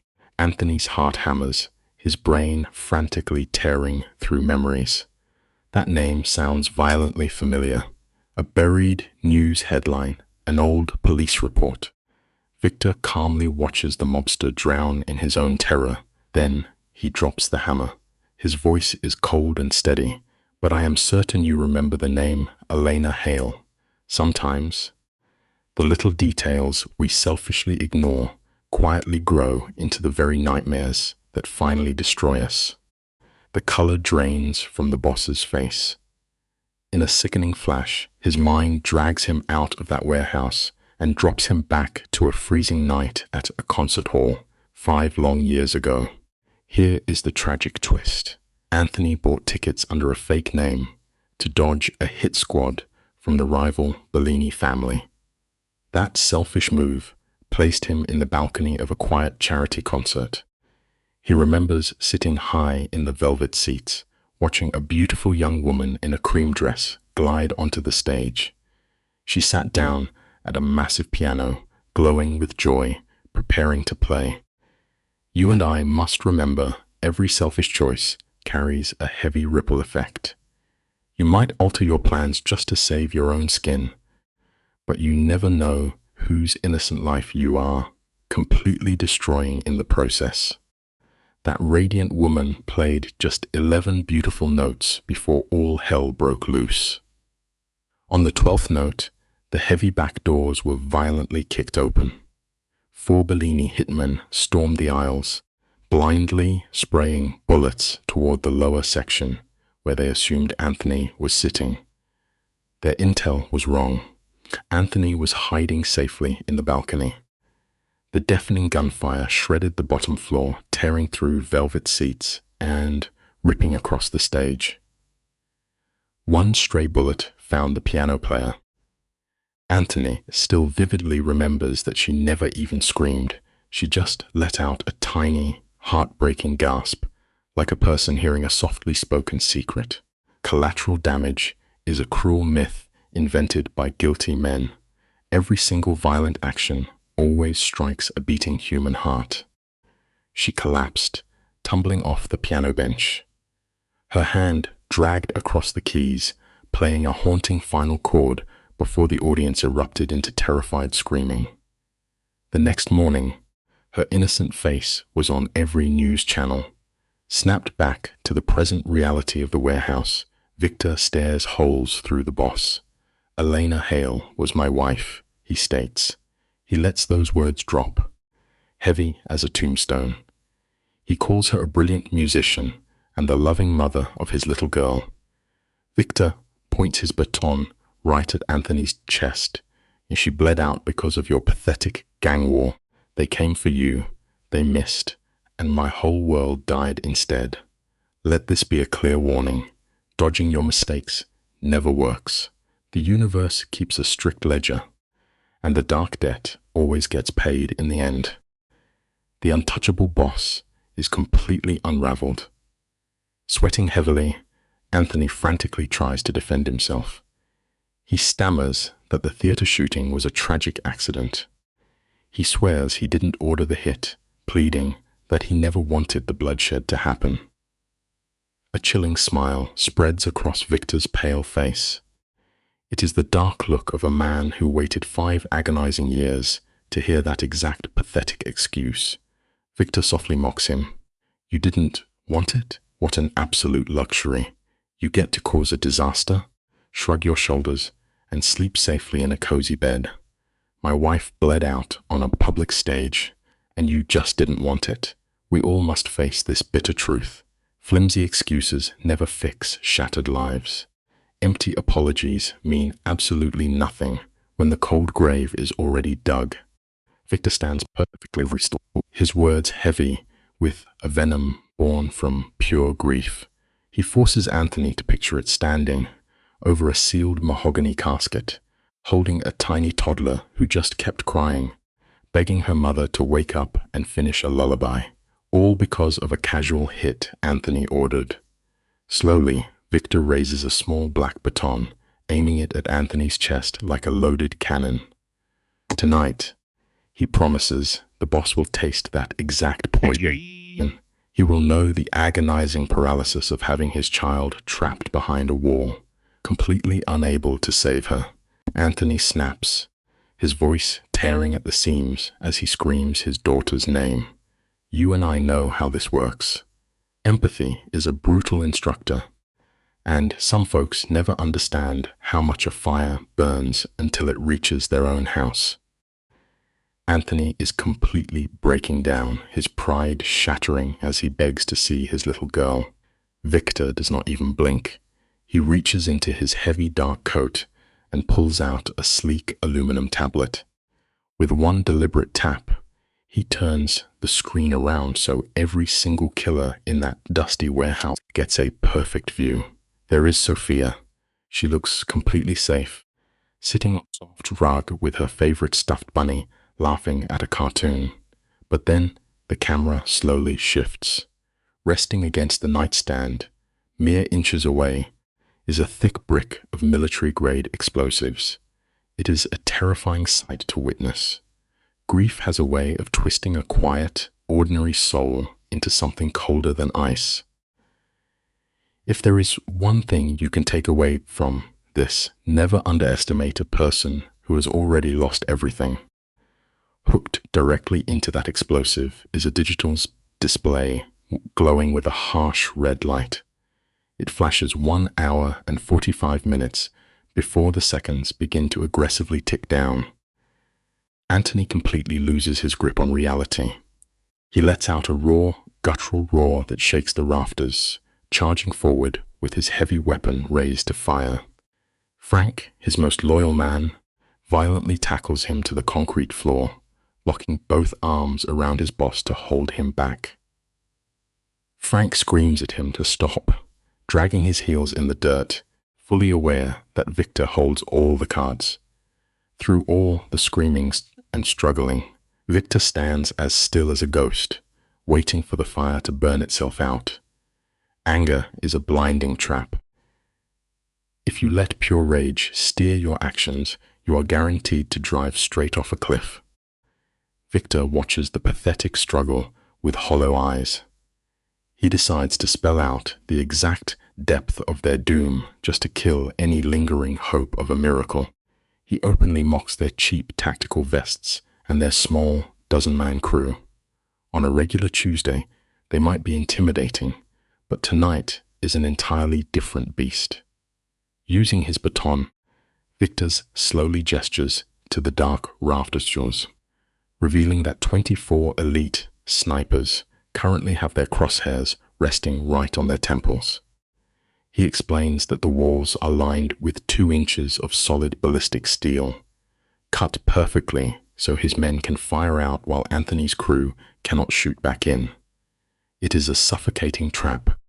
True preparation separates those who walk away from those who do not. Walk blindly into a room, and you belong to the man who built it. The nightmare is far from over. Victor points a finger upward, drawing their attention to 4 military-grade mines bolted directly to the ceiling, all angled down to turn the room into a sealed coffin. Reaching for help is impossible. A small jamming device is currently drowning out every cell phone and radio frequency for miles, and the heavy iron doors were permanently welded shut from the outside. Victor offers a cold smile, telling the boss there is no way out, only the brief window of time he is mercifully granting them. Anthony finally stops screaming, his eyes scanning his heavily armed crew. Frank is pale as a ghost. Vincent lowers his weapon. The youngest kid is hyperventilating, drowning in his own panic. Loyalty is cheap when the sun is shining, but genuine terror reveals who we really are. The silence in that warehouse is heavy enough to crack bone. Anthony frantically scans his squad, trying to find some anchor of control. He spots Angelo near the back, holding a useless radio. Then he starts counting heads. 11 men. His chest tightens. There were supposed to be 12. His panicked gaze sweeps the perimeter, and the floor falls out from under him. Marcus Reed, his most trusted enforcer, is casually standing on Victor's side of the room. He had slipped away through the shadows just Moments ago, abandoning the formation, Marcus stands relaxed, his rifle pointed at the concrete, radiating the calm of a man who knows his life is spared. Anthony's face shatters into a mask of pure betrayal. You can fortify your walls forever, but the blade that takes you down is usually held by a friend. Anthony chokes out the name, a broken whisper lost in the cold warehouse air. Then the dam breaks, he screams, his voice cracking, with 15 years of wasted trust. Marcus just shrugs. He draws the very weapon Anthony bought for him, aiming the heavy steel directly at his mentor's heart with zero remorse. 15 years, Marcus says, his voice dead. Standing in the rain at your funerals, swallowing my pride, while your men treated me like a stray dog. You built a kingdom and left me with scraps. Tonight, you and I are watching a tragic harvest of bitter seeds. It leaves us with a quiet truth we all must face. When you take the loyalty of your people for granted, you hand them the match that will burn your empire to ashes. Always respect the ones who hold you up. Marcus does not stop there. Every year, you promised me a seat at the table, he says, but that table never grew. It is not personal. I simply took the better offer. Victor stands nearby, nodding slowly, savoring the devastation on Anthony's face before twisting the blade deeper. For 2 whole years, Marcus has been selling them out. He handed over the school schedules, guard rotations, and safe room codes. He even left that haunting envelope at the front gate today. The betrayal cuts straight to the bone. It is a brutal reminder of a simple lesson. Empty promises are just heavy debts waiting to be collected. If you string someone along with false hope, they will eventually stop believing your lies and find their own way to survive. Always make sure your word is your absolute bond. The shadows grow heavier as Victor reveals the final truth. That innocent boy on the bicycle was Marcus's nephew all along. The revelation shatters Anthony. His knees buckle, sending his heavy pistol clattering onto the cold concrete. He realizes his grand empire was built over a grave with his own name carved on the stone. Desperate, Frank dives for a hidden ankle gun, but Victor barely blinks, raising a hand to warn him off. The snipers lining the walls do not answer to Anthony anymore. They answer to Marcus. Arrogance is a heavy veil that blinds us to reality. When you sit too comfortably on a high throne, you forget to watch the hands of those holding you up. We must stay humble in this life, because unchecked pride will always lead to a devastating and permanent fall. Victor's voice drops to a chilling deadpan. If a single shot rings out, the walls will ignite, ending them all in exactly 4 seconds. He mocks their loyalty, promising their revenge would be over in a heartbeat. Looking Frank in the eyes, he offers a choice between a few more minutes of breath or instant darkness. Frank trembles. Slowly, he lets his weapon fall to the floor. The humiliation is absolute. One by one, Anthony's 11 elite men follow suit. Rifles and blades clatter against the cold stone. It is a harsh mirror reflecting human nature. When the absolute end stares you down, raw survival will always conquer blind pride. There is no shame in dropping your weapon when folding your hand is the only option left to keep breathing. For a full minute, the only sound is the shameful thud of steel hitting concrete. Victor strolls around the broken boss, relishing the agony before dropping the final anchor on his soul. In exactly 1 hour and 40 minutes, the explosive near his daughter's bed will turn her room to ash. Victor whispers for him to feel it all slip away. His family, his power, his legacy, vanishing in the dirt. It is pure psychological torment. But miles away, his 8-year-old daughter stares at her piano sheet music, noticing a strange, hidden pattern tucked inside the silent pauses. It proves that destiny is rarely a straight line. Even when the dark feels completely suffocating, the quietest little detail can become the very miracle that pulls you from the edge. Always hold on to hope. Out in the freezing dark, grown men are facing their final moments. But inside that study, little Bianca is entirely swallowed by the silence. Mrs. Dot slips in, leaving a cup of ginger tea on the desk, but the girl does not even blink. The old woman retreats to the hallway, carrying the suffocating weight of her own secrets about the night Anthony's father bled out. Back in the warm room, Bianca presses her pencil against the thick paper of the music score.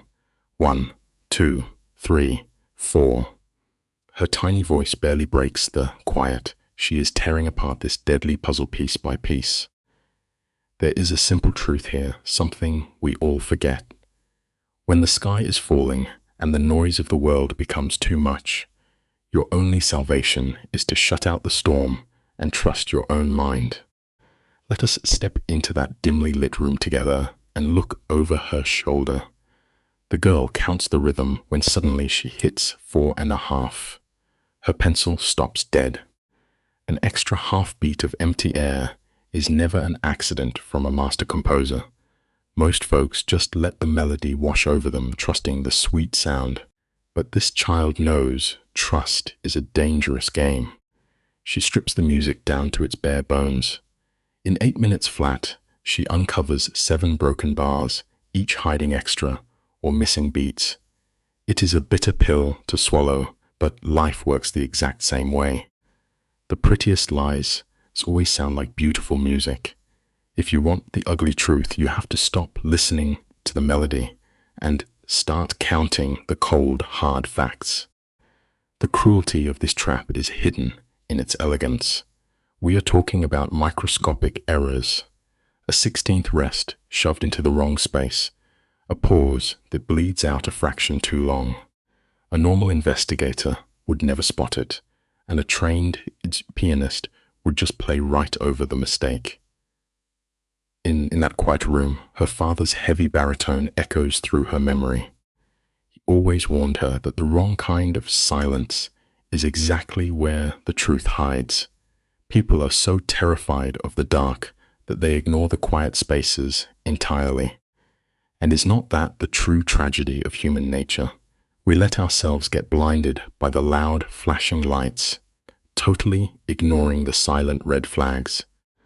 The most vital warnings in your life are usually buried in the exact thing someone is refusing to say out loud. Her father said only the one who listens will hear what the ghost is screaming. Bianca's chest tightens, her heart thudding like a funeral drum.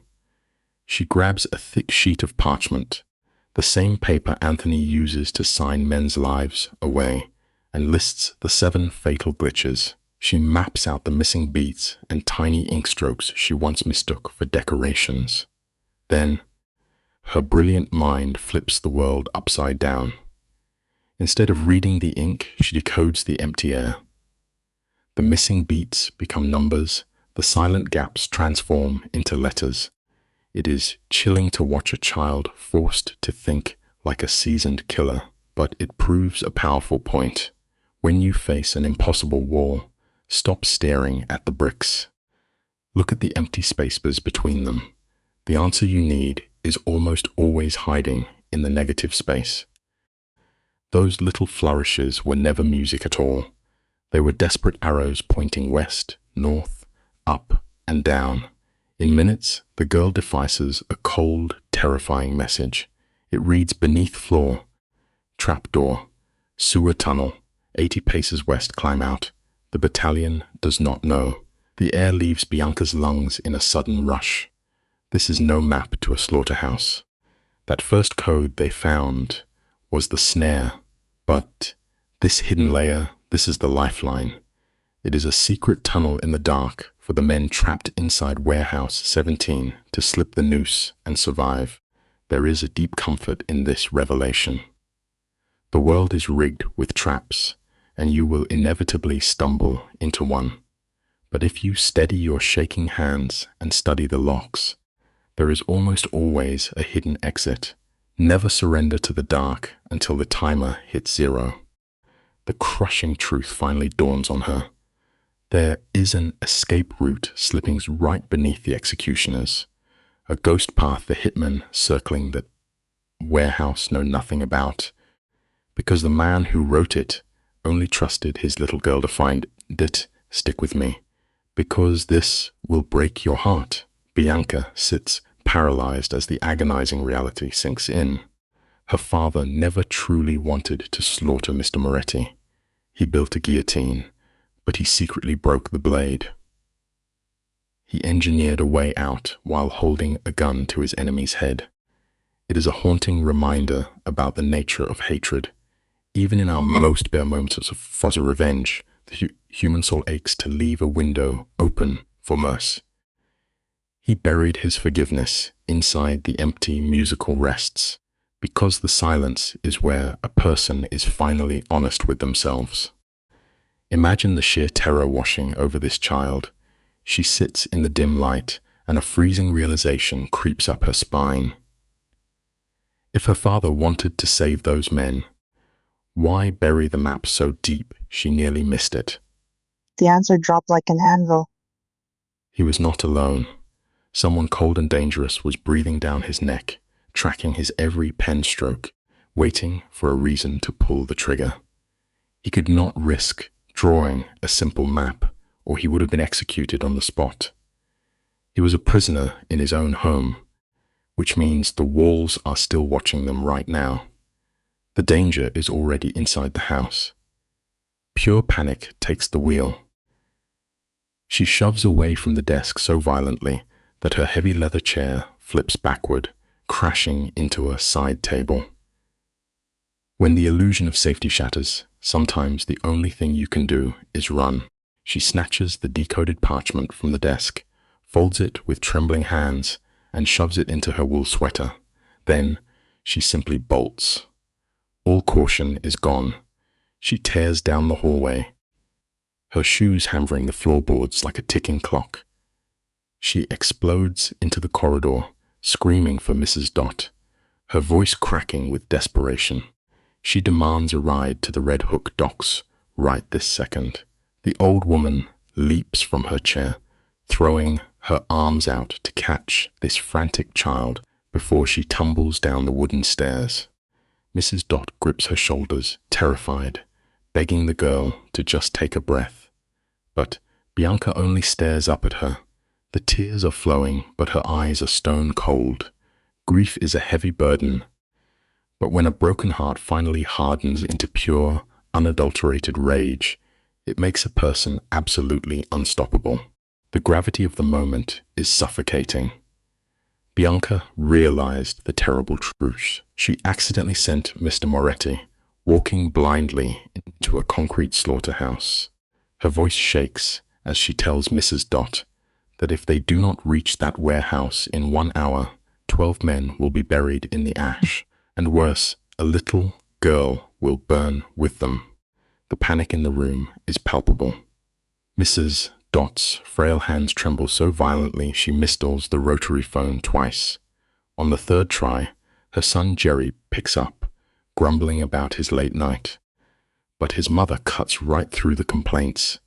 She orders him to bring his cab to the dark alley of 82nd Street, no excuses. There is a universal rule we all learn eventually. When a quiet, gentle soul finally uses their hardened voice, you stop asking questions and you just move. Mrs. Dot leaves no room for negotiation. She speaks with cold, desperate authority, telling her son that time has already run out. He does not have 10 minutes. He does not even have 5. He needs to be idling in that alley right now, because innocent blood is about to spill. Jerry knows the unspoken laws of his world. You never second guess your mother when she speaks with the weight of the grave in her voice. He throws a heavy coat over his undershirt, grabs the keys to his battered yellow Toyota Camry, and burns rubber out of the garage. Barely 8 minutes later, that tired engine comes roaring through the freezing rain, tires sliding to a halt in the dark alley. The heavy steel service door kicks open, and little Bianca launches herself into the stormy night, clutching her father's decoded map against her chest like a shield. I want you to visualize this heartbreaking image. The girl is an absolute wreck. Her wool sweater is torn. Her small sneakers are soaking wet, and her childhood is officially over. Jerry pushes the passenger door open, his face falling as he watches this drenched child sprint through the freezing downpour. He swallows the curse word rising in his throat. She scrambles into the seat, slams the door, and orders him to drive to Warehouse 17 at the Red Hook docks. Jerry freezes. He is a seasoned cabbie of 3 decades, but nobody has ever asked him to haul a shivering 8-year-old to a Mafia graveyard at midnight. He tries to reason with her, begging to just drive away. But it is a humbling truth of this brutal world. Sometimes the fiercest, most unshakable courage belongs to the absolute-looking smallest people in the room. Jerry tries desperately to be the anchor of sanity. He warns her that those docks are crawling with killers, a place where children do not belong. He pleads to take her to a precinct, to the hospital, or back to the warm kitchen. Anywhere but the dark. But Bianca turns to him, and her gaze is terrifyingly hollow. The crying little girl is gone. In a voice as sharp as glass, she tells him that an innocent child and 12 men will be buried under ash in an hour, and she is the only living soul who can save them. The police will only arrive in time to draw the chalk lines.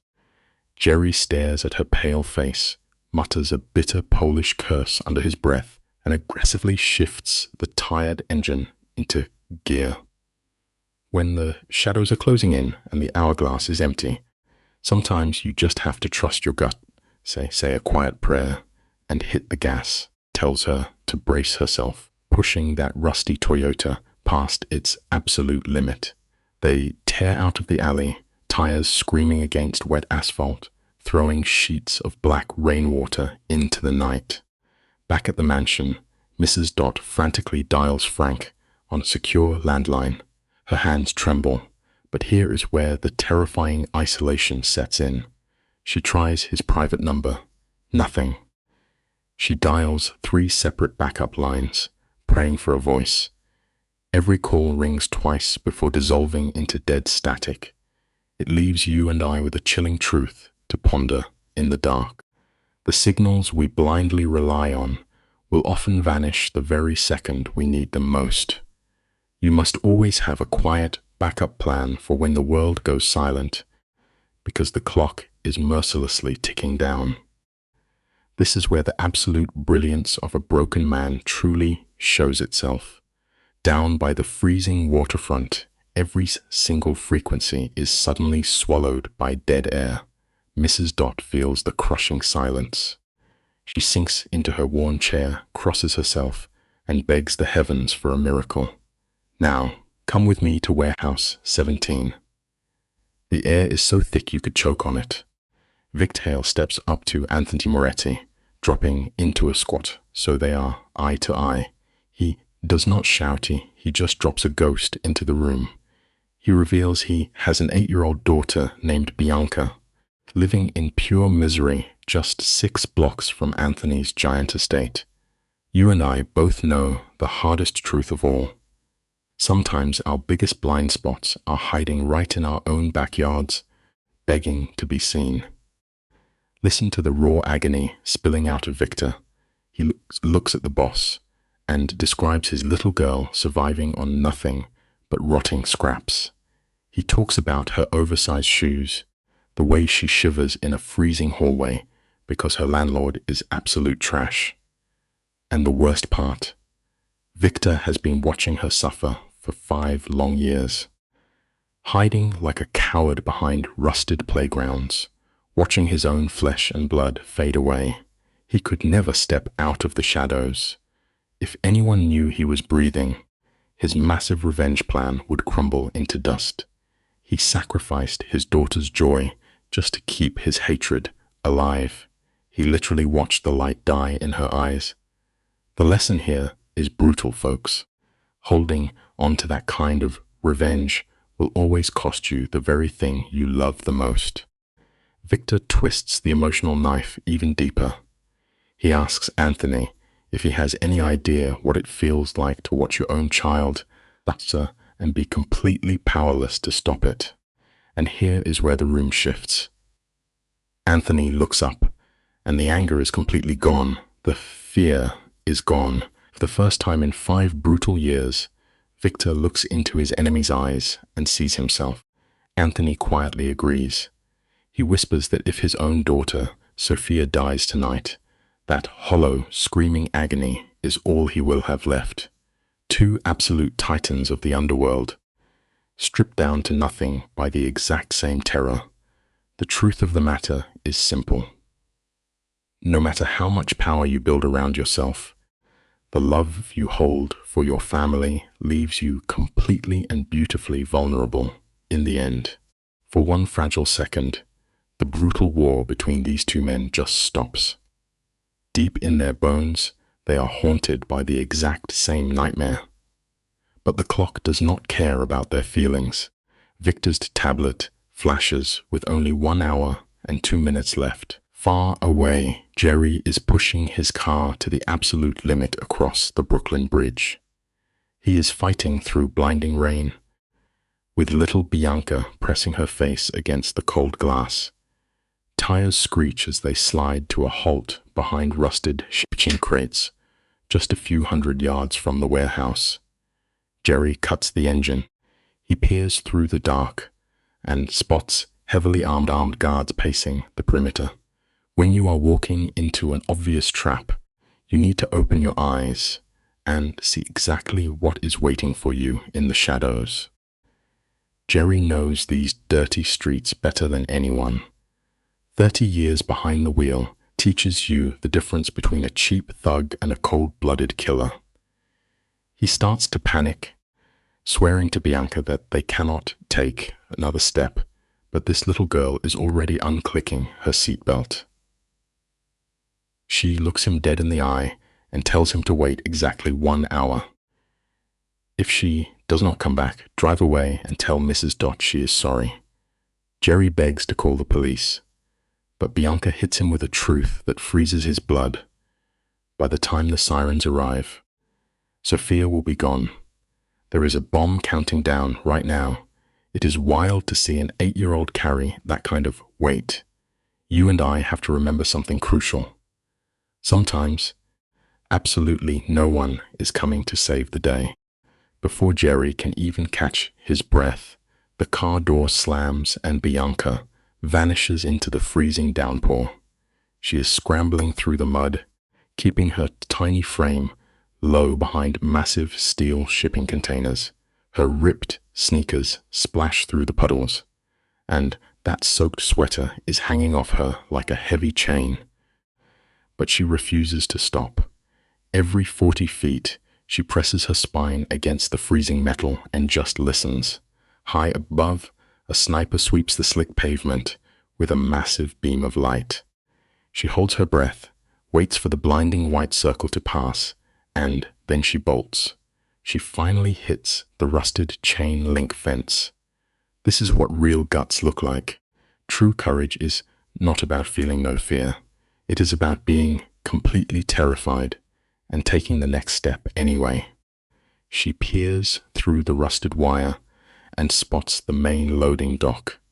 There are 4 massive guys blocking the door, heavy rifles resting on their chests.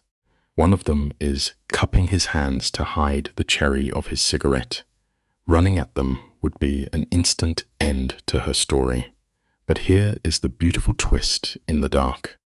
Bianca never had any intention of knocking on the front door. She closes her eyes, letting the cold rain hit her face, and pictures the secret code hidden in that old music sheet. The same code that drove smart experts completely insane. It gave her the real map. A forgotten sewer tunnel, exactly 80 paces to the west. It is amazing how one little kid can outsmart a small army. Pure muscle is loud, but a quiet, sharp mind will always win the long game. That hidden message confirmed the bad guys had zero idea this back door even existed. It was a forgotten underground pipe buried beneath the cracked asphalt, totally missing from every single blueprint the strike team was holding. Bianca pulls away from the fence and starts moving west, silently counting every single footstep while the storm screams around her. At exactly 51 meters, she hits the spot, a heavy iron manhole cover tucked away behind a pile of rotting wooden pallets. This is it. She is about to dive straight into the belly of the beast. You and I can learn a lot from this little warrior. The road to saving the things you care about is rarely a straight, clean line. Sometimes you have to climb through the dirt and the dark if you really want to win.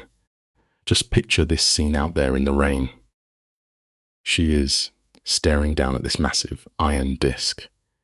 If you look closely, you can see the metal has been freshly chipped away by something heavy. Someone was just here. Someone with patient, tired hands who needed to make absolutely sure this lid would move tonight. It was her father. Little Bianca drops to her freezing knees. That heavy iron weighs twice as much as she does. She jams her tiny fingers under the scraped edge and pulls until her small shoulders are burning with pain.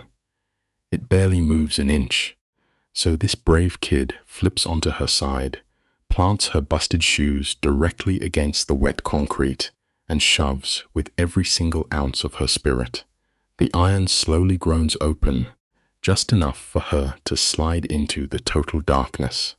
The second that lid moves, a blast of foul, warm air punches her right in the face. The smell down there is absolutely toxic. A thick blend of stagnant water, decaying rust, and the kind of darkness that makes your skin crawl. Her stomach does a violent flip, and she almost loses everything right there in the mud. But she swallows the sickness down. She completely locks in. Sliding over the rough edge, she climbs down the slick, rotting iron rungs into a living nightmare. Her feet finally splash down onto the curved concrete floor. Freezing gray water instantly floods her ruined shoes. It is completely pitch black, except for a ghostly pale circle of rain falling from the street above. But do not count her out yet. She reaches for the cheap pink watch her grandmother gave her. It is this clunky, faded plastic watch with a tiny rubber button on the side. She presses it and a soft blue glow cuts through the darkness. It becomes her tiny lantern in the underground. Now, pay attention to how brilliant this is. She starts walking east. Why? Because her father wrote west for the trapped men inside the warehouse. For them, moving west meant escaping out into the open street, but Bianca is already outside. To get in, she has to reverse the entire map. She has to march 80 agonizing paces directly east through the thick sludge to find the trapdoor. She counts every splashing step. Her breath is trembling in the hollow, echoing pipe, and she has to drag her small hand along the slimy, freezing wall just to keep herself from slipping under the water. She keeps ducking under heavy iron pipes that drip freezing water right down her back. And as she walks, her mind is spinning with a painful puzzle. Why would her father build such a perfect, deadly trap for his enemies, but secretly leave a back door wide open? How does the ruthless monster who cornered 12 armed men coexist with the gentle dad who taught her secret codes over warm milk? Who is she actually going to find waiting for her in the shadows up there? She hits 40 paces, then 50, 60. Finally, at 72 paces, the faint blue glow of her watch catches a sudden break in the wall. A rusted maintenance ladder shoots straight up into the endless black. High above her head, she sees the faint, square outline of a wooden trapdoor. The final hurdle. Picture this. A single blade of harsh white light bleeds through the edges of the trapdoor. Down in the cold dark, little Bianca shoves her decoded paper deep into her damp sweater. Her small hands grip the rusted iron rungs as she climbs. She presses her fragile shoulder against the wood, inching it open just a hair. Blinding light floods her tear-streaked face. And then she hears it, a voice drifting through the crack that she has not heard in 5 agonizing years. The same gentle voice that used to read her bedtime stories is now coldly commanding a Mafia firing squad. It reminds us that the monsters we fear are sometimes the people we love most. Hearing those words, something inside her simply breaks. She shoves that door upward, pouring every ounce of her freezing, exhausted strength into the heavy wood. The door slams against the concrete with a metallic clang, shattering the warehouse silence like a gunshot. She drags her body up, pulls her knees over the edge, and simply stands there. Tonight, you and I are witnessing a child walk straight into a Mafia massacre.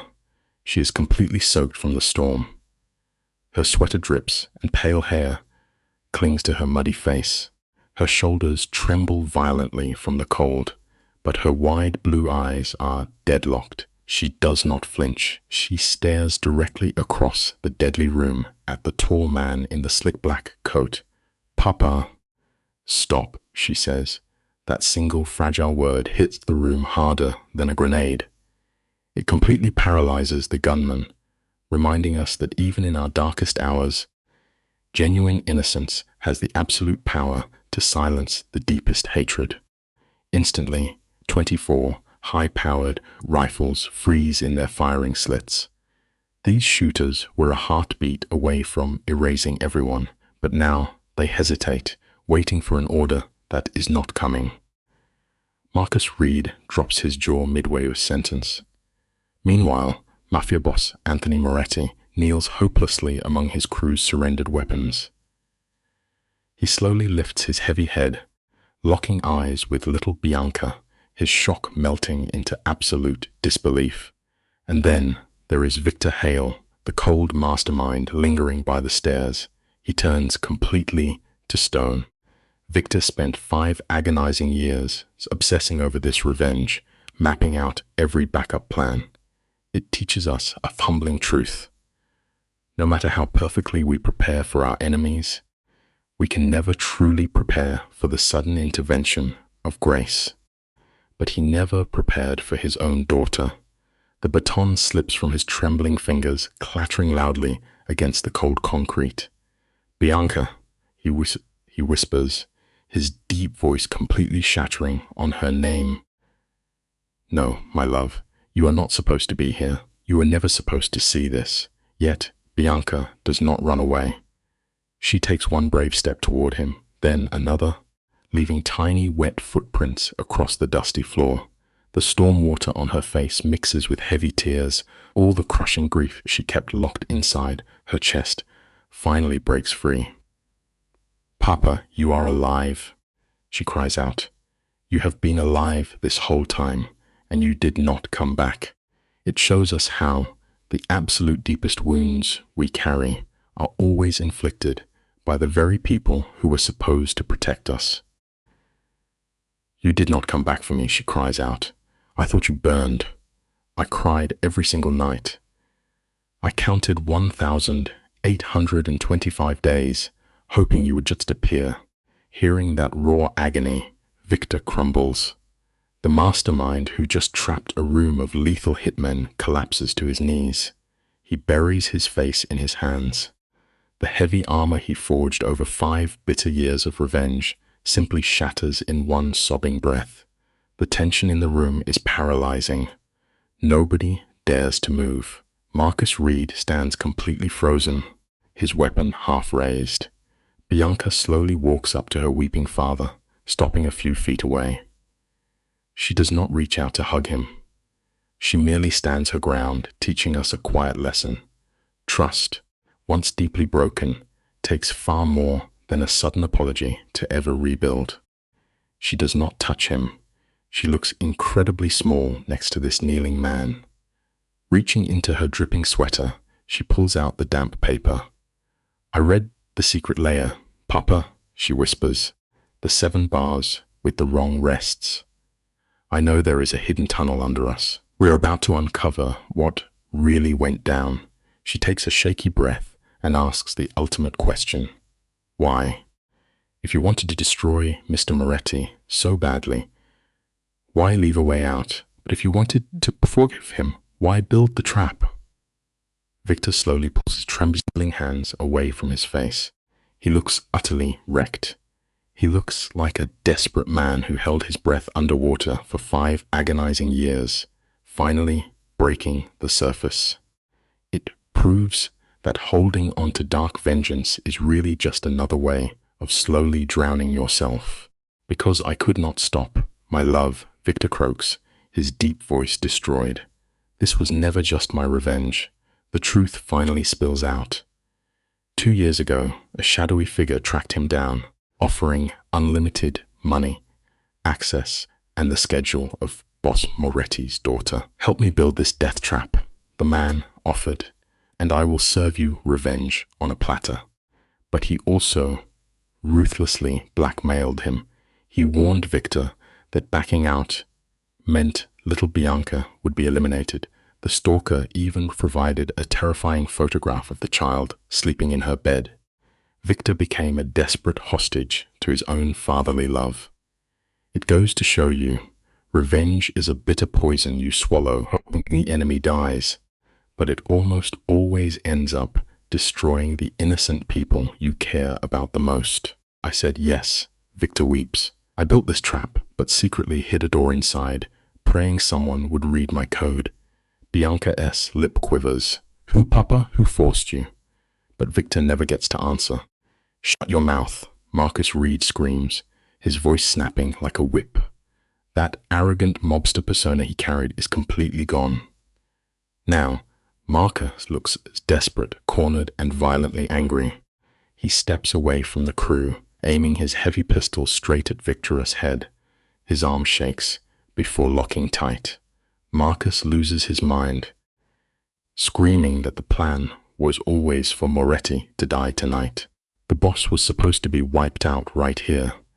It is a stark reminder that sudden panic makes people incredibly dangerous, quickly exposing the terrified coward hiding beneath a seemingly tough exterior.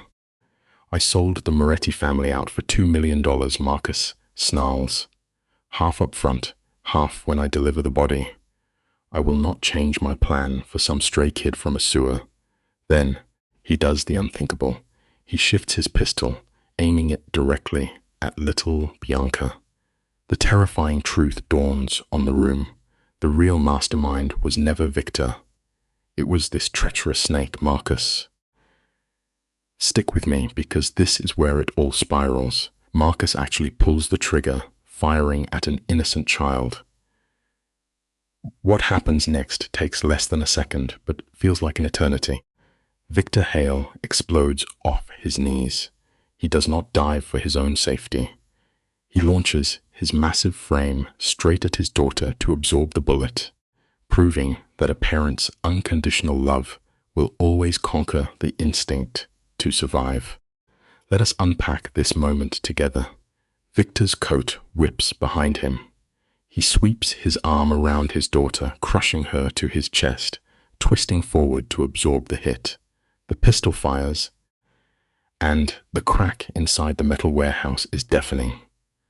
The bullet blasts through Victor's shoulder, painting the concrete behind him with dark crimson.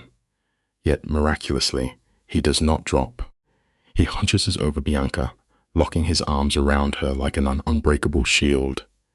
For a few agonizing seconds, nobody knows if he is still breathing or already gone. Then, total bedlam erupts.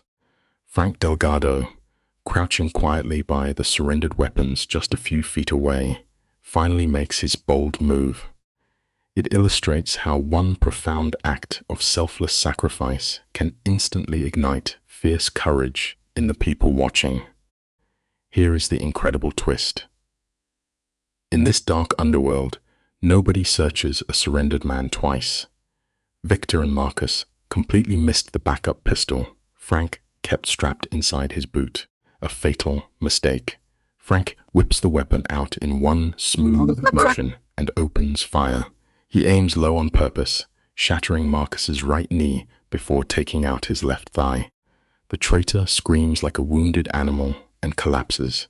His gun slides uselessly away while he thrashes in a puddle of blood. But Frank does not finish him off. A ghost cannot confess. If Marcus dies, he cannot reveal exactly how much cash the rival Bellinis bribed him with or who else signed off on this betrayal. It teaches us a grim truth. Sometimes, keeping a treacherous enemy alive serves a far greater purpose than granting them a quick demise. You and I are going to step into the shadows of a bitter conflict tonight. A bleeding Marcus is worth far more than a buried one. 4 hired guns behind those cold steel plates suddenly freeze. These men are just mercenaries, loyal only to the cash Marcus promised them. They care nothing for Victor, and even less for the tragic revenge plot unfolding. Their only allegiance is to the money, and their payday is currently bleeding out on the harsh concrete. Suddenly, the speaker on the east wall crackles to life font. It is Victor. His voice trembles from the sheer loss of blood, yet his dark authority echoes. He barks the command to cancel the operation and tells them to leave through the West Hall. It reminds us that loyalty bought with money simply dissolves the very second the coins run out. The heavy air in the room suddenly shifts.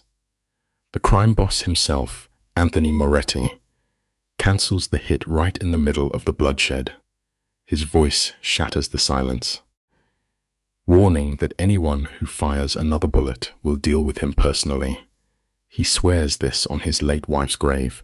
Instantly, 24 armed men vanish into the dark like ghosts fading into the mist. They know better than to test him. Then comes the moment that defies all logic.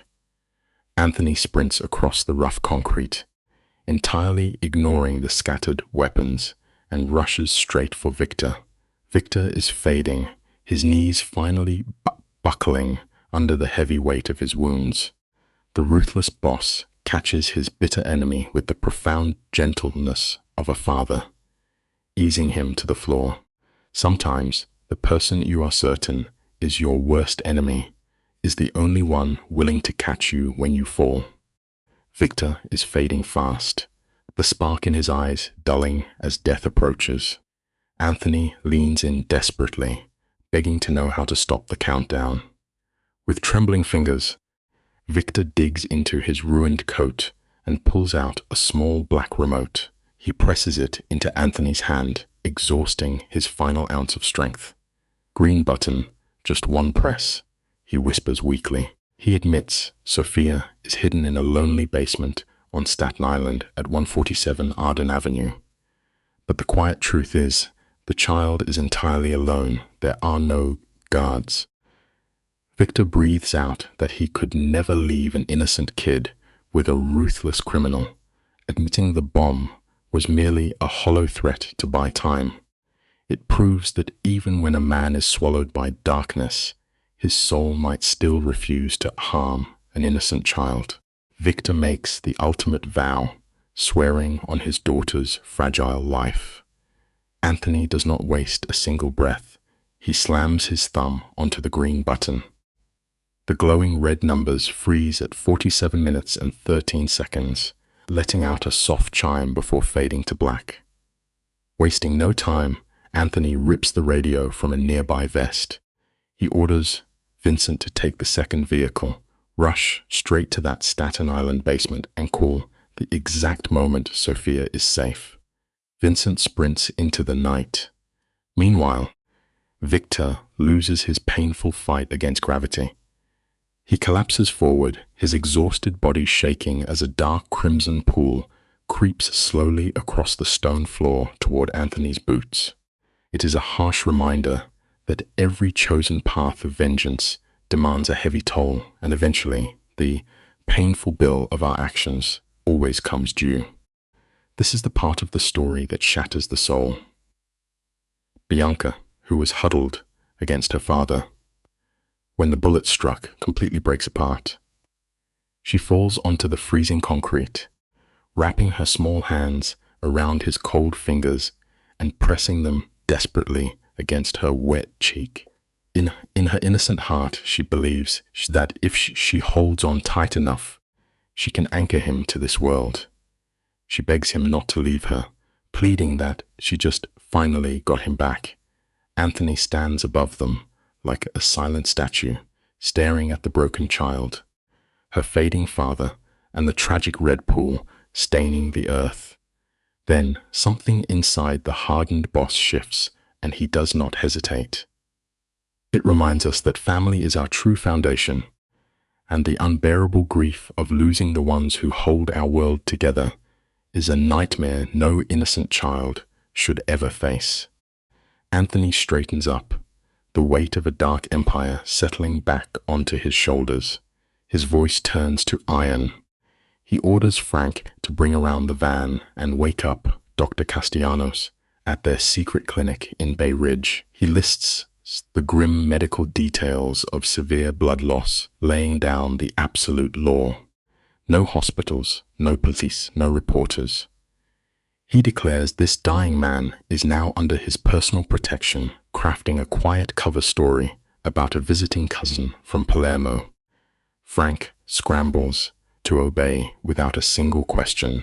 Then, Anthony lowers himself right back down into the dark puddle beside the weeping child. It is a profound reminder that true leadership means stepping into the chaos to save a life, even if that life belongs to a broken man who spent years trying to destroy you. Anthony gently rests his heavy hand over Bianca's trembling fingers. For the first time tonight, the ruthless boss speaks with the tender, soothing tone of a real father. He looks the weeping girl in the eyes and promises that her dad is not going to die. 3 tense hours crawl by. The secret underground clinic in Bay Ridge is dead silent. Dr. Castellanos, the brilliant trauma surgeon who patches up the city's dark secrets, slowly pulls off her mask. She gives Anthony a weary, relieved nod. The bullet tore clean through the shoulder, miraculously missing the vital artery by a fraction of an inch. After replacing pints of lost blood, Victor will survive. We often forget how powerful grace can be.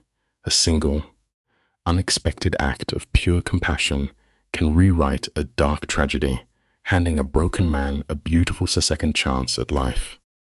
Without a word, Anthony slides a thick envelope into the tired doctor's pocket and walks down the quiet hall. Inside the dimly lit recovery room, Victor lies motionless. A thick white bandage covers his wounded shoulder, a slow medical line dripping into his bruised hand. And right there, sitting like a small guardian, is Bianca. She has not moved an inch in 3 grueling hours.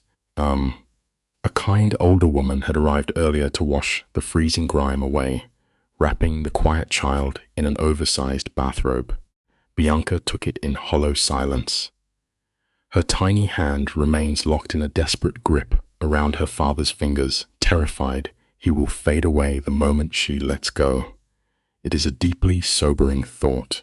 The boring, safe evenings we so often take for granted are the very miracles that someone else is desperately bleeding to hold on to. Stick with me, because the quiet moments hold the most weight. 2 doors down, Sophia is fast asleep, perfectly safe and clutching a plush bunny. Vincent found her exactly where Victor promised. Back in the recovery room, the door bumps open. Anthony steps in, carrying 2 paper cups of black coffee. He drags a chair across the floor with extreme caution, like a man approaching a wounded tiger. Victor slowly opens his eyes, locking a bitter gaze with the crime boss, and asks if he came to finish the job. Anthony merely extends the warm cup, telling him to quiet down and just listen for once. It teaches us a vital truth. Real strength is never found in loud threats or revenge. True power is pulling up a chair with the person who tried to break your world and silently offering them a hot drink. Victor gives an exhausted nod. In the dim light, Anthony unpacks the ghost that has haunted them both for years. He speaks of that tragic night at the concert hall. The boss admits he had no idea a rival crew would ambush the venue. He only changed his plans because a spare ticket was sitting in his pocket. A fatal twist of fate. Anthony swears that when the gunfire erupted, he was busy shoving innocent bystanders to the floor. He never saw Victor's wife fall. He learned the brutal truth from the morning paper, and the guilt shattered him. He grieved knowing a pure soul caught a bullet simply because he wanted to hear her play.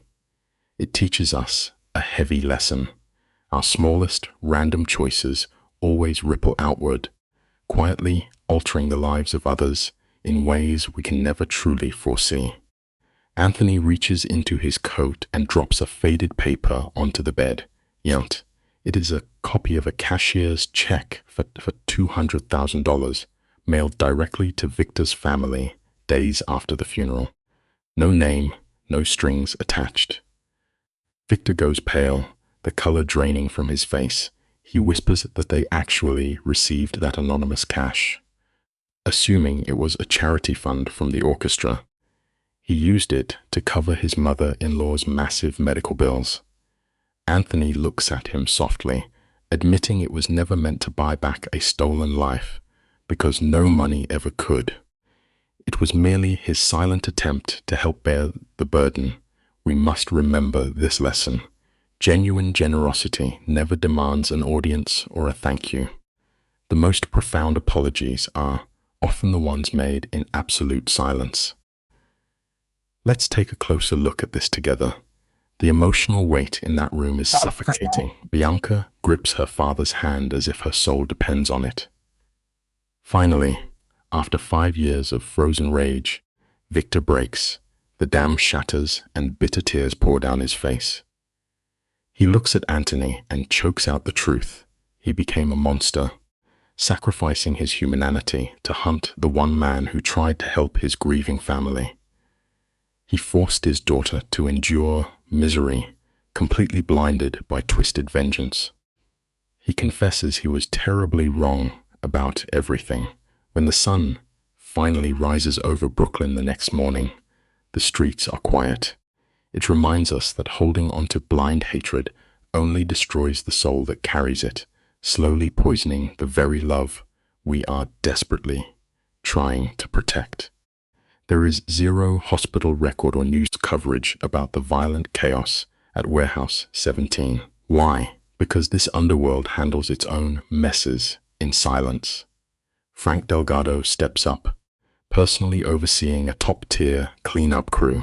Before the sun breaches the horizon, they scrub away every shell casing, every drop of blood, and disarm the heavy explosives. As for Marcus Reed, that backstabbing traitor is dragged away, barely breathing, to an off-the-grid nightmare facility in the mountains. What happens there is strictly classified, shielded forever from little Bianca Ala's eyes. Here is the grand realization to leave you with tonight. The rival Bellini family had been plotting to steal the Moretti throne for over 2 years. It proves their toxic secrets, no matter how deeply buried in the dark, will always find a violent way to claw back to the surface. The clock hits 6 in the morning, the world still pitch black outside Anthony S. window. Frank drops a stack of files on the desk, revealing an ugly truth. That massive $2 million payout to Marcus? Merely a down payment. The opening move for a hostile takeover involving stolen territories, hidden warehouses, and a rigged waterfront commission. A vicious war is about to bleed into the streets, but Anthony shoves the papers aside. Let the city burn at 7. Sophia blinks awake in a sterile room near her father's medical bay. She spots Anthony sitting silently in the corner. No words are spoken. She simply launches herself across the mattress, wrapping him in a desperate hug. You and I know how this feels. Sometimes, the only safe harbor in a cruel world is the embrace of someone we refuse to lose. This is the exact moment the iron armor cracks. Anthony Moretti is a man built on cold brutality. He did not shed a single tear at his father's funeral. When his wife Isabella passed away 3 years ago in a quiet room, his face remained carved from stone. But right here, holding this child, the ruthless Don shatters. He breaks down, heavy sobs tearing out of his chest, hiding nothing from Frank, the nurse, or Sophia. His warm tears soak deeply into her dark hair. When the storm inside him passes, he scoops her up and carries her down the silent hallway. Reaching Victor's room, he gently sets her down. Sophia immediately spots a tiny figure sitting completely still beside Victor's bed. True strength is never about burying your pain. Sometimes, the bravest thing a broken man can do is finally let his tears fall. It is a little girl, the exact same height as Sophia, drowning in a faded hospital bathrobe, 3 sizes too big for her frail shoulders. Her blonde hair is a tangled mess, looking like someone tried to weave a braid an hour ago before completely giving up. Sophia steps closer, with that dead serious, unwavering tone that only children can pull off in the wake of tragedy. Sophia looks her in the eye and asks a simple question. She straight up asks if this girl is the one who saved her life. The words hang in the silent, heavy room. Bianca gets so intensely embarrassed that a burning flush rushes into her cheeks, completely hiding the scattered freckles across her nose. It is a quiet reminder for all of us. In the darkest chapters of our time, the deepest salvation often comes from the most fragile, unexpected hands. Picture the silence in that room. You and I have seen moments where time just freezes. Sophia stares at little Bianca, her trembling fingers offering up a delicate chain. It is the very last piece of her past, her final memory before the hospital, and she drops it into the kid's palm. Bianca is stunned. Then, the untouchable Anthony Moretti drops down on one knee against the cold tiles. He looks this brave child dead in the eyes. He tells her that all the money in the underworld could never repay the crazy stunt she pulled last night. By Friday, her family is moving into a massive, secured brownstone. It really goes to show, sometimes the most beautiful rewards in life arrive only when you do the right thing, without ever expecting a single favor.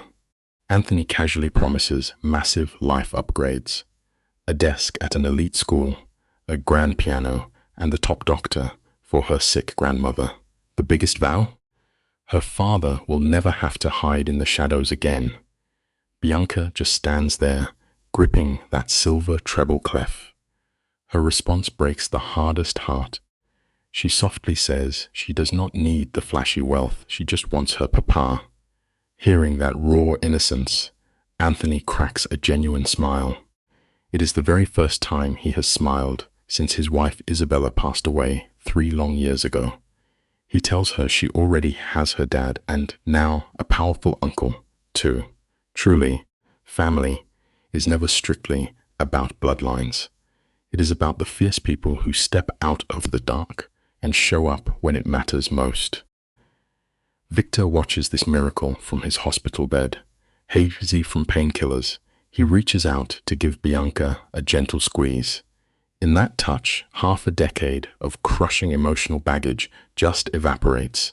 After 5 brutal years carrying the weight of the world, the heavy iron vault locked deep inside his chest finally bursts wide open. He is breathing freely, no longer a walking ghost. Later, a black armored van rolls up to the back entrance. Mrs. Dot carefully guides down Rose, Bianca's frail grandmother, who has not stepped outside in a year. They barely told the poor woman anything at all, just that her granddaughter was totally safe and someone important was waiting. It really proves that the absolute best surprises in life happen right when you think all the light is gone. The little girl meets her grandmother in that quiet hallway, taking her hand and leading her straight toward Victor. You have to understand the agony here. Rose believed her son-in-law was dead for 5 long years. She had buried an empty box right next to her own daughter, whispering the final prayers into the dirt herself. When she opens that door and sees Victor sitting against the pillows, the shock shatters her. Both canes hit the floor. A ragged scream in Polish rips from her throat. She stumbles forward, grabbing his face with shaking hands, pressing her forehead flush against his. A deeply human sound of pure relief floods the room. It goes to show that true hope never really dies, no matter how deep you try to bury it. 5 cold winters of hiding in the shadows are finally over, and the family is whole again. 6 months pass, and a warm spring washes over the concrete streets of Brooklyn. Out front of a stunning brownstone, a new brass plate catches the sun. It reads, "The Hale Family." The heavy truth is that Anthony Moretti, the ruthless kingpin himself, bought this home through an invisible trust. Massive windows let in the morning light over a private garden. Anthony never asked Victor if he wanted the place. He simply handed the man a plain envelope holding the keys, changing his destiny with one silent gesture. It is a beautiful reminder of how a quiet act of kindness can rewrite a broken future. Real generosity does not ask for permission before it steps in to heal a life. The boss told him a promise made on a concrete floor deserves a real address. Now, picture the soft light of a Saturday morning. Bianca steps out the front door, wearing the navy blazer of her new academy. Her hair is pulled into neat braids. It took Victor weeks of practicing to learn how to do that for his little girl. The hollow, terror look from their days on the run is gone, replaced by a warm flush in her cheeks. Victor walks right past her. The brutal injury on his arm is healed into nothing but a thin white scar, and he does not even hide it anymore. It is a comforting truth we all need to hear. No matter how violently the past cuts you, time and genuine love will eventually fade the worst trauma into a faint memory. The world has completely shifted. Victor spends his afternoons teaching piano to neighborhood kids for pennies. These little ones barely know how to tie their shoes, yet they look up to him with quiet respect. By the window, Grandmother Rose sits knitting. Her hands, once shaking with deep grief, are perfectly steady now. The real twist happens every Saturday at 4. A heavy black Cadillac pulls to the curb, and out steps the untouchable mob boss, Anthony Moretti. He is holding hands with little Sophia, who smiles wide with missing baby teeth. It proves that road, no matter how much violent bad blood stains your history, you can always choose to build a new family from the ashes. Peace and deep forgiveness are not handed to us. They are conscious choices we must make every single day. Sophia bolts up the steps before her father can even shut the car door. Since that terrifying standoff, she and Bianca have become inseparable. They speak in secret codes, laughing at things their battle-hardened fathers could never understand. The girls crash into the living room, filling the home with joy. Out on the quiet porch, Anthony takes the empty seat next to Victor. A heavy glass is already waiting for him, poured with 2 fingers of dark whiskey. 2 men who once plotted to destroy each other, now sitting together in comfortable silence. You and I can take a lot away from this story. Our children do not have to carry the heavy grudges we built in our pain. We hold the power to break the bitter cycle, stepping aside so the next generation can share a laugh instead of a senseless war. Victor lets out a weary breath. You have been kinder than I expected, he whispers. Anthony remains completely deadpan. Do not get it twisted, he replies. I still run an empire built on broken bones. I am no hero. I am just trying to be a slightly less terrible villain today. Victor slowly nods. But here is the secret the streets never knew. 6 months ago, Anthony handed down a permanent law to his captains. He strictly banned all Mafia business from ever touching a concert hall again. No hits, no shady deals where music plays. The lesson here is profound. Even the darkest hearts will fiercely protect a quiet sanctuary to keep the last fragile piece of their humanity safe. That ban covered every theater in New York City. It became a silent law no soldier dared to test. Outside the parlor window, warm piano notes drift into the spring breeze. Bianca sits on the bench, showing Sophia how a treble clef becomes the letter M.